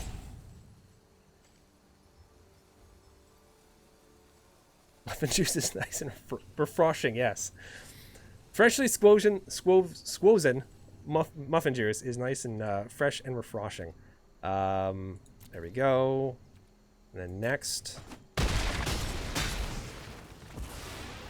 Okay, so then I'm going to aerial get out this because I'm sick of them drawing cards.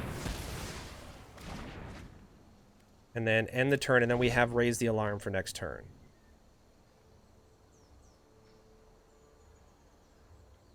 So hopefully I haven't exhausted my muffin juice. Yeah. I keep meaning to find that. If someone can find it on YouTube, that would be awesome, because I keep trying to find that one particular skit the Kids in the Hall did, and I can't find it. It was, oh, who was it? Kevin McDonald, I think, did it. I think he was the one that did the sketch. Put a +1/+1 counter on each artifact creature you control. Okay, well, I'm glad you don't have any artifact creatures.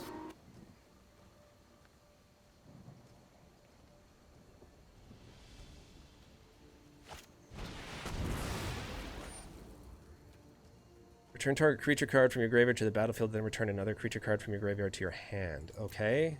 What's the card that you're going to return? Is it the, it's going to be the Scorpion, isn't it? No, they're going to return, because they can put the Scorpion in their hand and still cast it. Damn, that's going to gut me. Blood for Bones? That spell's going to gut me here. Yeah, now they have the mana to cast the Scorpion, yeah. Okay. Pass, and then I'll do raise the alarm on my end step.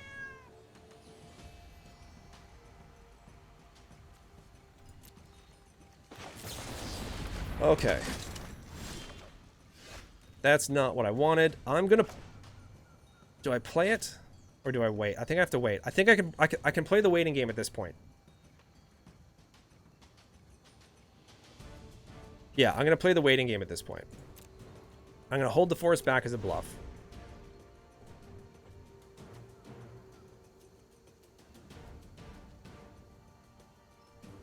Audacious Thief is such a good card. Because, I mean, the downside, you lose 1 life. And, like, even if you're just going to throw it away, it's such good card draw. And if you can get it out, because it's what? It's 3? Yeah. If you can get it early and just start swinging away, like, even if I had, like, just, like, a 1/3 blocker up, you can just constantly swing away with it. You know it's just going to bounce off of it, but you get to draw a card. And the loss of life is not that big of a deal. Well, that's unfortunate. Okay, so this is going to pump up the Ajani a little bit. And it's going to keep our board getting wider. If I could give this Ajani trample. No attacks. I think I just have to wait them out. Now, they can't do any sort of shenanigans Like, what is this? Deals 2 damage to target opponent or planeswalkers. So, oh, now they gain another life. They can start pinging me with the Sorcerer of the Fang, which would suck, but...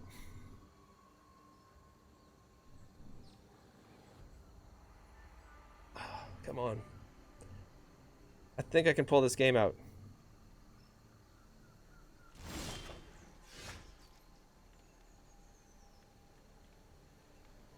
Okay, so I Rabid Bite the Scorpion, right? That makes the most sense. I Rabid Bite the Scorpion. That leaves them with 5. I swing in with everything.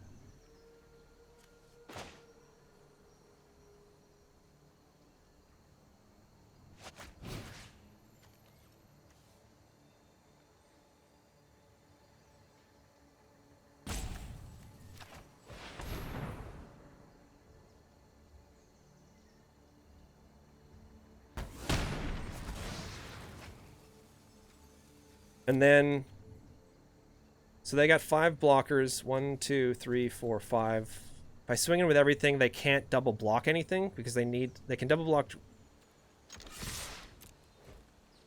Flunge City. I don't care. They got mana up. They got a card in the hand. I don't care.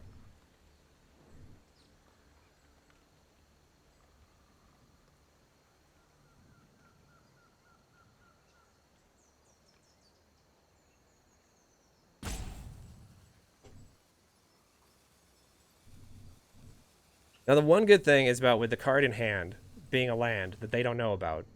Maybe they don't do blocks maybe the way they should.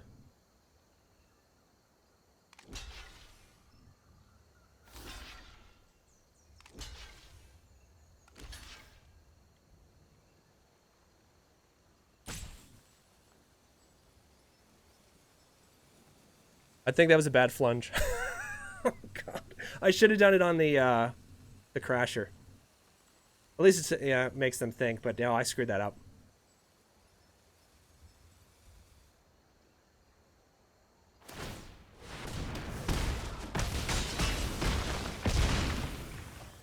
Okay.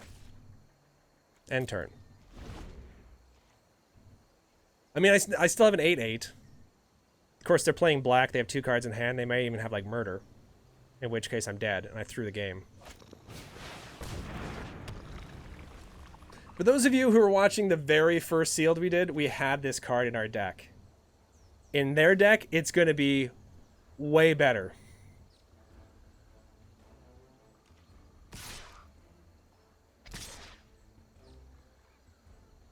Yeah.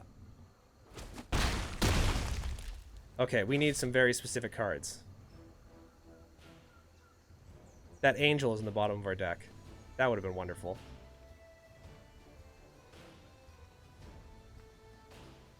Yeah. Thanks, Ewolf. At least I have the life advantage right now. Joshua, I was afraid of that. Yeah, I don't, you know, I knew I shouldn't have flunged. I'm not patient enough. This is why I'll never be a good limited player. I'm just not patient enough. And now well, they have a thing with reach, right? So they can't double block. They'd have to block with that and that.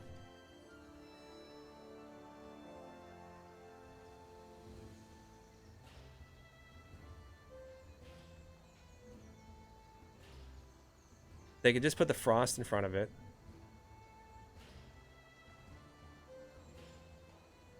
Because if I swing away, I can take out that, or I can take out that. Oh, man. Yeah. No attacks. At the very least, this makes them discard a card as well, too. That to pay 2 life, they can only do it once.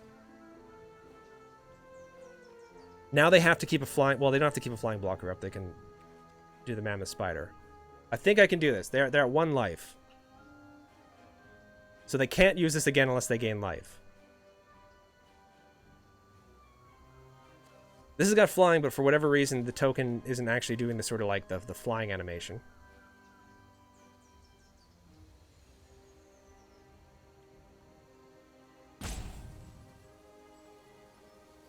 They cannot really pay a life to activate the altar, though. Yeah, they can do it once. It's just, like, they can't do it again, so I might have wanted to swing in there and force them to block some stuff, but... I think we can win this still if we wait, because I don't know how much life gain they have, but I know we have ways of getting around it. If we just basically find one...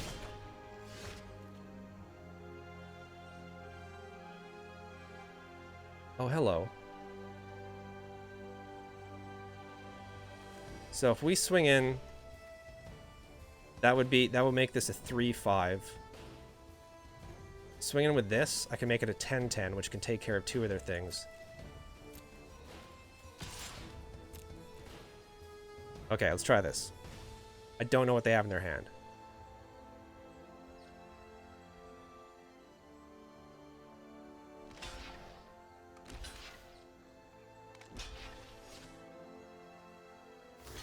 Okay, good. So what we're going to do is we're going to be able to take out the 2 things that can block flyers.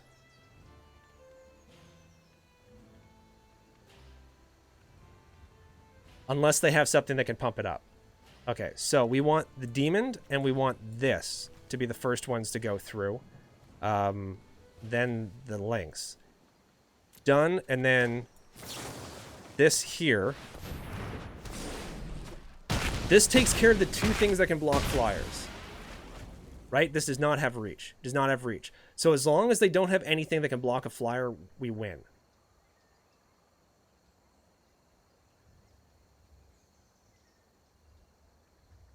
And a hush falls over the crowd.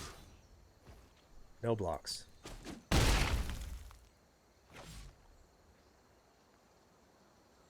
They can't activate this. Good game. Oh, okay. So it looks like we won. We shouldn't have won that one because of how badly I did that flunge. But in the end, we got there. Okay, good. Holy cow. Look at this reward. All those common wild cards. And a Swarm Guild Mage. So claim that. Okay, so now we're 2 wins away. We're one loss from ending the stream. We're 2 wins away from winning the sealed. So let's continue on, and hopefully we can get the 2 wins that we need. It'd be really great to end this on a full win, of a sealed event. Once again, though, this is not going to be the last stream I do or the last bit of the early release content I'm going to do. I'm going to try to do a draft later on now that they're going to be opening those up. But that's either going to be done on Twitch much later this evening, or I'm just going to simply record a video and post it tomorrow. So last turn was like a puzzle. Find the one play that makes you win the game. Yes, running A. Yeah, it was... and it was a puzzle, sadly, I think, that I created for myself. Because if I had just been a little bit more patient like I should be, I think it would have worked out a lot better for me. This is not bad. Season of Growth on 2 is good. And then I have it turn 3 place. I'm going to keep this. So as long as it's not a super quick aggressive deck, we might still be able to make this work for us.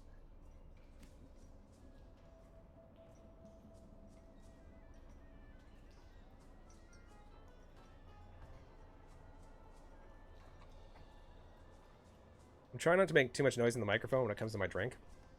So I apologize if you guys can hear me sipping. I mentioned this earlier because someone asked. By August, I'm hoping to set up a at least a monthly, like at least once a month, a community gaming night, so that you guys can come and then we can battle out an arena, or I can try to find another game that you know folks can play cooperatively in or something like that. So if that's the case, if I can get that going, that will be, like I said, in August, and I'd really like to be able to I like my enchantment better. I'd really like to be able to do that with you guys at some point. So play this. I get to scry 1. Joshua, good luck with the rest of Steam. We'll try to catch the draft later. Enjoy. Thank you very much, Joshua. Take care. Enjoy. I'm not sure if you're from Canada, but enjoy your Canada Day. We're going to put the pup on top. Enjoy your Canada Day. And if you're not from Canada, I still hope you have a wonderful Canada Day. You're an honorary Canadian for being in the chat. So enjoy the Canada Day. Pacifism. So mean. Why are you so mean? So we're going to respond to that with Ferocious Pup. We can still use this with Rabid Bite, which is great. Yep, we need that. We need the land on top. So there we go. So then we can Master Splicer next turn if we want to. We also have Scorpion as well. Hey, I was going to do that. Okay, so there. And then we do our own master splicer.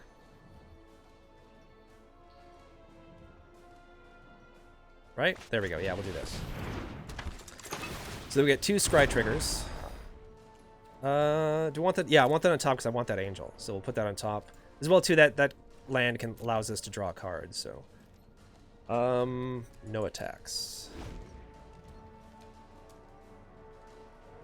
Awesome. One of your dreams is becoming a Canadian. Well, I hope that works out for you. I'll put in a good word for you. I got quite a bit of pull in the country, so other creatures you control with flying get +1/+1. Wow, I wish I had one of those. Okay, so now we can Scorpion. We can do this. We can Scorpion and we can Rabid Bite the Golem. Yeah, let's do this. Scorpion.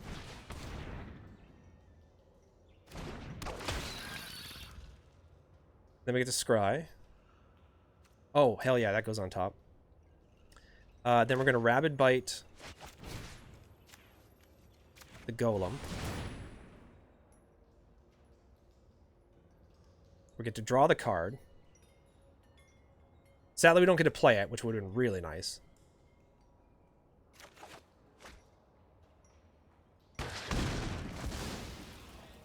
And then we're going to go ahead and swing in with our Golem. Because that doesn't give them very good blocks. I mean, they can pop the Splicer in front of it. Okay. We're 1 more land off from being able to use the caves to draw a card. Scorpion plus Bite. Yes! Mormir. Yes. I was able to figure that out. Though I do appreciate... It's always nice to be able to look at the chat and confirm that I did the right play. So I really appreciate that. And then Feral and Invocation, I think, is going to do work for us next turn as well, too. Or I can just Angel. Pass. Pass. Oh, they don't seem to have anything. Okay. This is good for us. So let's go ahead and swing in. We can swing over the team, can't we? Because of the Invocation?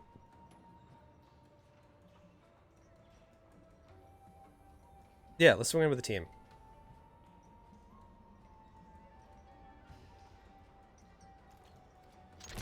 Including the pup. Including the pup.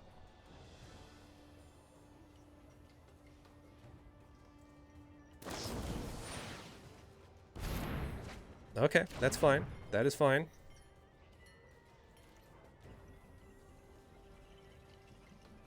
Let's see how else they block here. Okay, so if we Invocation that, we're going to draw a card because of the Season of Growth. We get the land that we need to draw with the caves if we want to.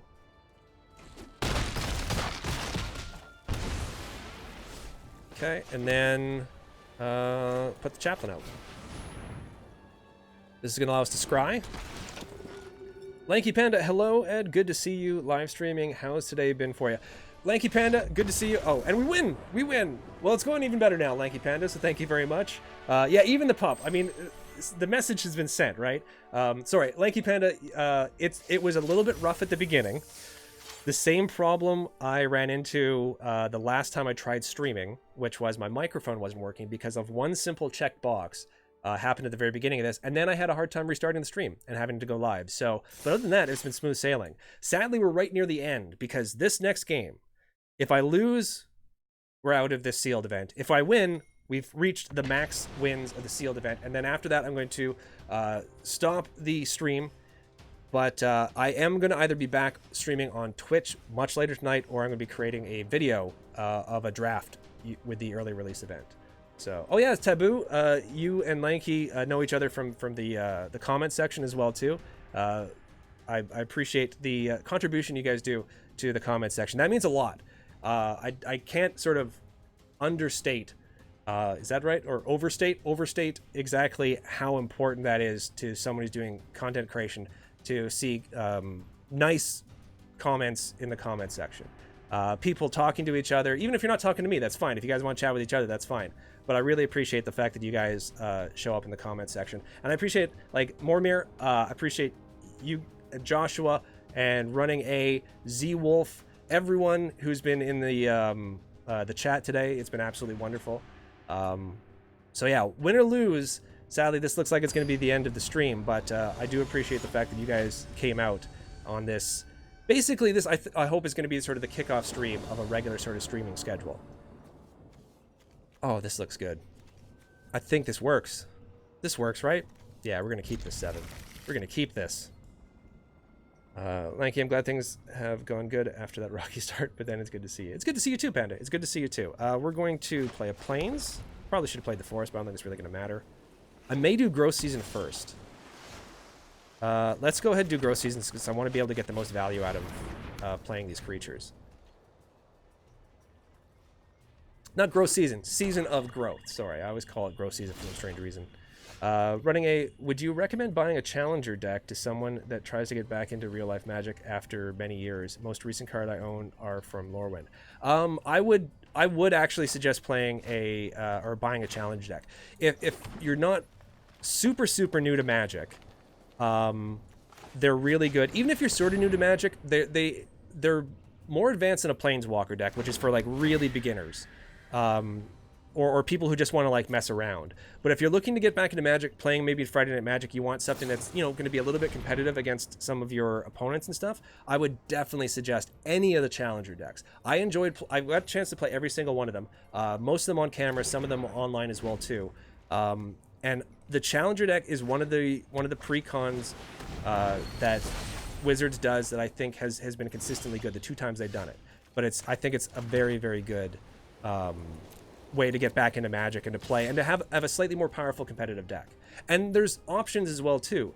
So you get to sort of choose your play style based on the cards that you sort of liked either before you started playing or now that you started playing again. I think I want that on top because I want to be able to do the Angel and then the Daybreak Chaplain.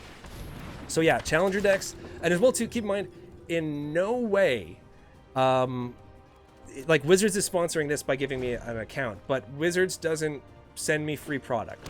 So I don't suggest Challenger decks because I've received Challenger decks from them. I'm suggesting Challenger decks because it's been probably the most fun sealed product, standard legal sealed product that I played. So let's go ahead and swing in with the team. Then we're going to play the Dawning Angel. And the Dawning Angel will actually be able to go toe-to-toe with this later because of Raise the Alarm. Ooh, Raise the Alarm will be really good with the Woodland Champion. So we're definitely going to keep Raise the Alarm. And I can do Raise the Alarm and I can do Feral Invocation next turn as well too. So hopefully the Woodland Champion stays in a little bit longer. Hopefully. 4/4 Golem. Fine. Perfect. Okay, so what we're going to do is Raise the Alarm. We can do both of these instant speed, right? So Raise the Alarm. Yeah, next. You know what? I'm willing to give up the Angel. I'm willing to give up the Angel. So I can Raise the Alarm and do this, right? Yeah.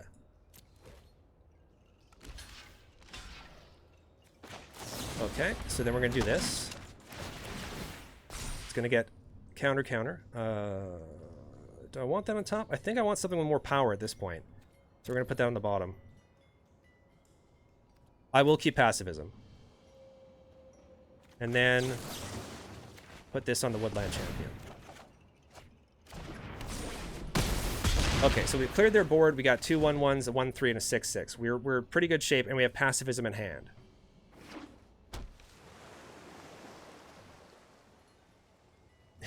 Ed buys each pre-con out of pocket. Yeah, sad. I mean, don't get me wrong. I would love it if Wizards did sponsor me, but until they do, I'm doing it sort of out of pocket, which is fine. I mean, that's what you sort of do when you're content creation. Because I don't do it in order to get free stuff. So I'm spitting on the microphone. I don't do it to get free stuff. I would love free stuff. Don't get me wrong, but no, sadly, I don't do it to get free stuff. Did I not swing in with the Daybreak Champ? I thought I did. I guess I didn't.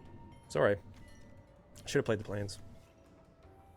I got super excited there and I was reading the Meow gets me every time. Yeah, and I'm so glad you guys clued me into what was making the Meow because I had no idea. Oh, no. See, Mind Rot, I don't play Mind Rot because it never seems to work out for me.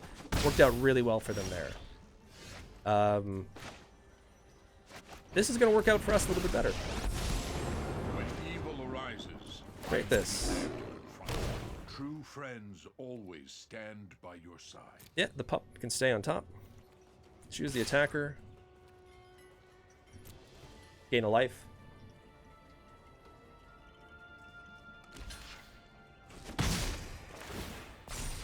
There we go. Okay, good. So we got the Ferocious Pup next turn.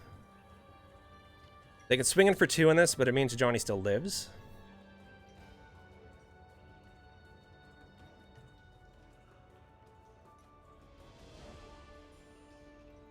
I'm assuming my opponent is in the same boat, whereas if they win this... No, that makes sense. I was wondering why they didn't put that on the Ajani, but that does make sense. Okay, so let's... Yeah, first thing we'll do is... Friendship soothes the soul. And I'll swing in with the Johnny. Because there's nothing I can do to stop them from attacking the Johnny with this. And then we'll play the pup so we can scry. Scry twice as well, too. Nope, that goes to the bottom. Yep, we can keep that. Okay. Because this is going to draw us a card with Season of Growth as well, too. So... We can come back from this. Z-Wolf, you love the decks enough to pay out of pocket, which is cool. Yeah, I honestly, like, even the Planeswalker decks, and if you guys have seen any of the sort of overviews, and I'm going to be doing them for the 2020s as well, too.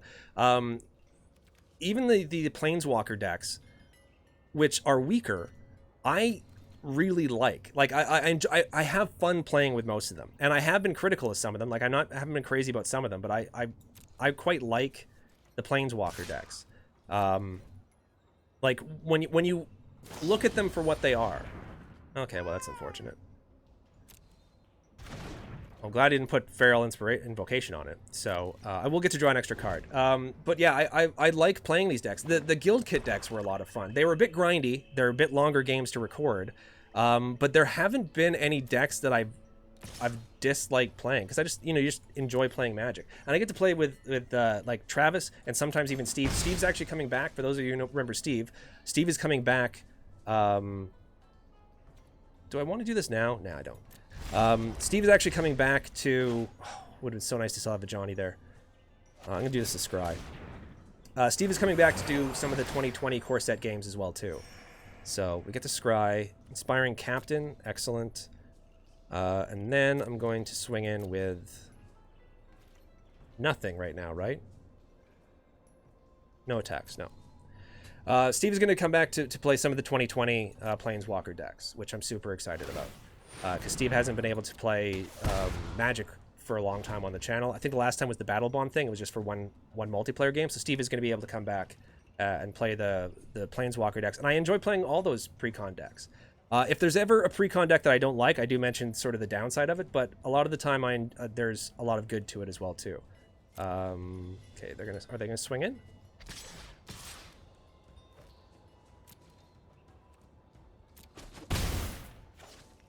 Okay, so what I'm going to do is I'm going to do this on the pup. I'm going to draw the card, which I know I'm going to get the Inspiring Captain, so this way I get to draw that, and everything's going to get pumped up this turn, which is sadly. So Inspiring Captain. It's going to come out. I get to Scry. What is with this land here? Down in the bottom. And then next, and I'm just going to swing away with all, right? Yeah, I'm just going to swing with all. I wouldn't attack with the puppy, then if they didn't block, I would pump it. Yeah, it's probably right. Oh, we got to keep the puppy. That's surprising, actually. And then I'm not going to play that. So we got them down to 6, so we're in a pretty good position. Luckily, this thing is only dealing damage to me, and not... Yeah, so it's a forest. So now they have a forest. So I think we're doing okay. As well, too, and I'm horrible for this. So if it happens, feel free to remind me in the chat that I've lost my train of thought. But I'll start talking about something, and then something will happen. Oh, you've got to be kidding me. And then something will happen in the game, and I'll completely forget what I'm saying. So if that does happen, I do apologize. No point swinging in, no attacks. So those both have sleep paralysis on them. I would really love to be able to get those back online soon. Vulture. Okay, so the Vulture may be an issue. We've still got plenty. They lost Soul Salvage. That's good for us. I would have attacked with the puppy then if they didn't block it. Would pump it. Yeah, you know, see, I really wanted to be able to draw the... Oh, ooh, is this win? Is this the win? I think this is the win, right? Oh, maybe it's not the win, but it's damn close.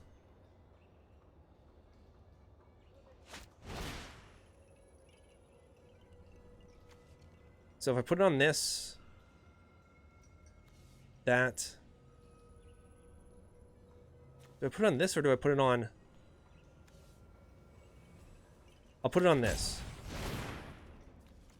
And then I draw a card. Gift of Paradise. And then I'll tap that. And then this is only if it's whenever it targets a creature I control. So next...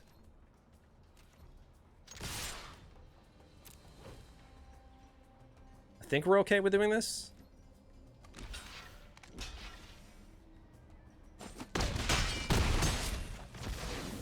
Okay, and then we're going to Gift of Paradise that land. I wish they did a better job of showing, you know, what land's not going to end up being tapped. Gain 3 life, and then end the turn. Okay, so I'm taking 2 again. Once again, thank goodness that's not a two-way street. I think it doesn't gain them life. Oh, Front Serpent. Okay.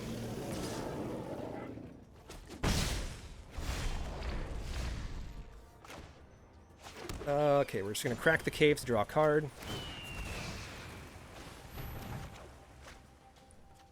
Splicer. It's perfect. It gives us a wider board. Also allows us to scry twice. Sentry. I mean, I would really like the Angel at this point. I can scry 2. No, I want to keep... I just want to keep... If I keep making the board wider, so if it's a creature, I'm going to keep the creature. And then... no attacks.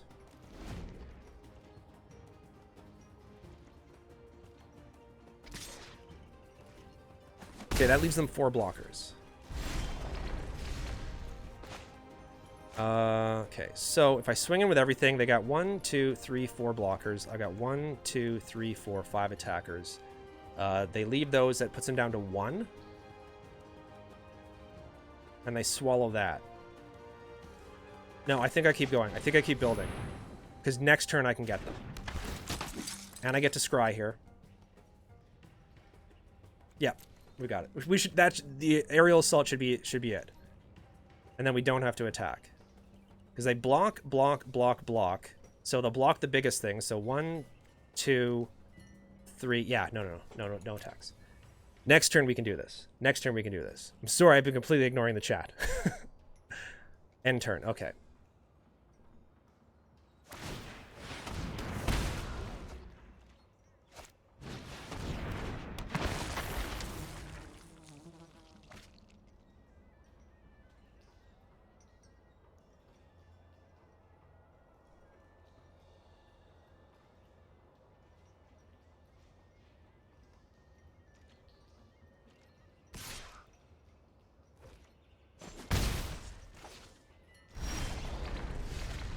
Okay, so,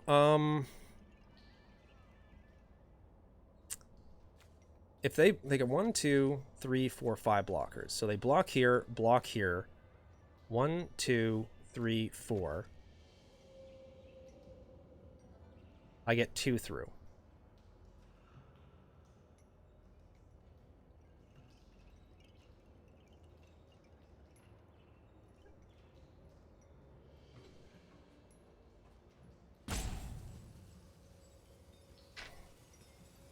The other thing is I can aerial assault here.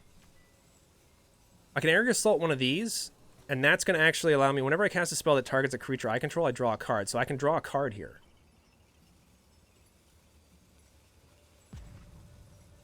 Or I can tap down.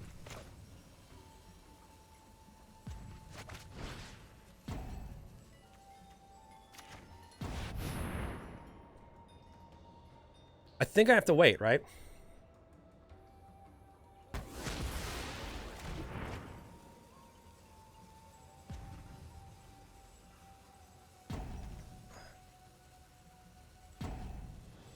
So 4, 8, 9, 10, 11, 12. They're going to gain a life from the life linker. I'll take 2 here. No, I can't swing in. I can't swing in. Not yet.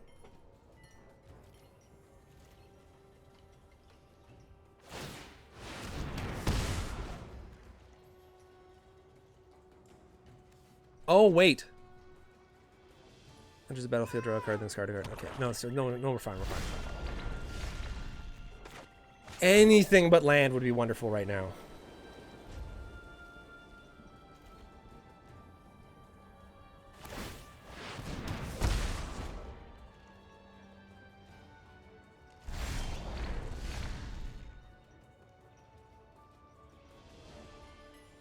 Yeah, I should have killed... Oh, man. And now I'm getting nothing but land. I should have killed mine to draw the card. If I'd drawn the card, I would have gotten land, though. So, no attacks. I'm going to be taking another 2 points of damage.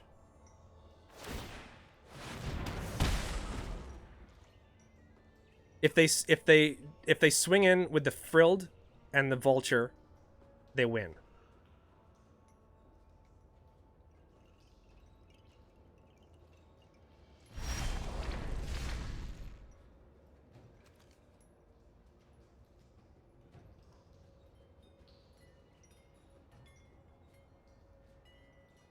I think this is one of those situations where it's too little too late, right?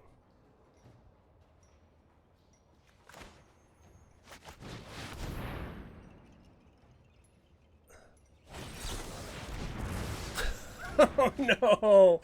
Oh, yeah, I think that does it for me. 5, because then next turn they can swing with the Vulture and with that, so...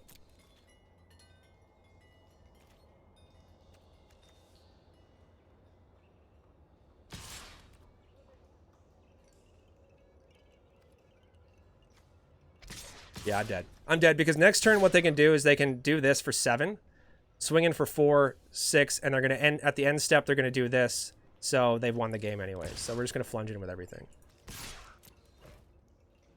Yeah, sadly, no, we're dead. We're dead. We definitely needed something just a little bit sooner rather than flooding out with that land. But still, it was a very, very, very close game. It was a very close game. And I'm sorry I got so quiet. I got so deep into the think tank there. I apologize for getting so quiet there at the end.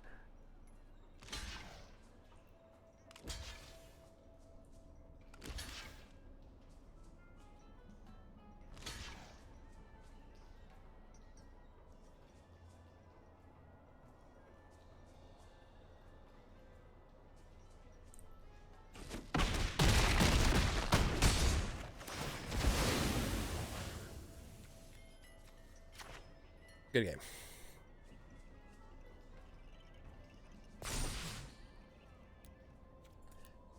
Oh, it hurt. We were so close. We were so close. Yeah, the counter spell. I mean, I don't even think that would have mattered even if we didn't, even if we got that creature out. The only way that would have worked is if we had that guy out and we could have cast something on our creature, because then we could have used its ability to fight. So yeah, sadly, I mean, I would have loved to end in 7 wins. I'm actually surprised we got to 6. The card pool we had was amazing, but given the person who's behind the card pool right now, the one who's like handling the deck, I'm surprised we got to 6 wins. So we did do pretty well. Unfortunately, that is going to be the end of the stream. Like I mentioned a few times before, I'm going to try to do a draft later on. Hopefully I can jump back on and do a streaming of the draft while I still have access to this God account from Wizards of the Coast. But if I do that, I'm probably going to jump on Twitch. So if you guys have a chance, you might want to check out Brain Pulp TV on Twitch. And I will try to, let me see if I can find you a link to my Twitch account. Let's see if I can do this. You know what? To make it easier, check out @BrainPulpTV on Twitter. I'm going to put a link later on if I am going to be streaming this later on Twitch. If I am, I'll be doing one of the drafts, so you may want to check that out. If not, at the very least, I'm going to try to record a recorded draft instead, and then I'll just post as a normal Magic Arena video. So the production value of that's going to be a little bit better, tighter editing, not the humming and hawing that I do when I'm doing the stream. Once again, this is one of the first major streams I've done, so I thank you guys so much for coming out. Matt says, nice stream, thank you.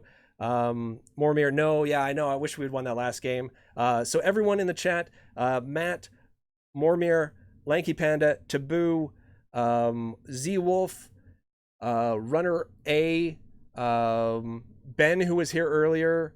Did I mention Taboo? Taboo, did I mention you? But all of you guys in the chat, I really appreciate it coming out, taking the time to watch the stream. It means a lot to me. So thank you guys so much. And I will see you guys in the next stream. And now I'm going to flawlessly push this button, which should take up or should bring up a different screen. And hopefully that worked. So thank you guys once again, and I'll see you all in the next video.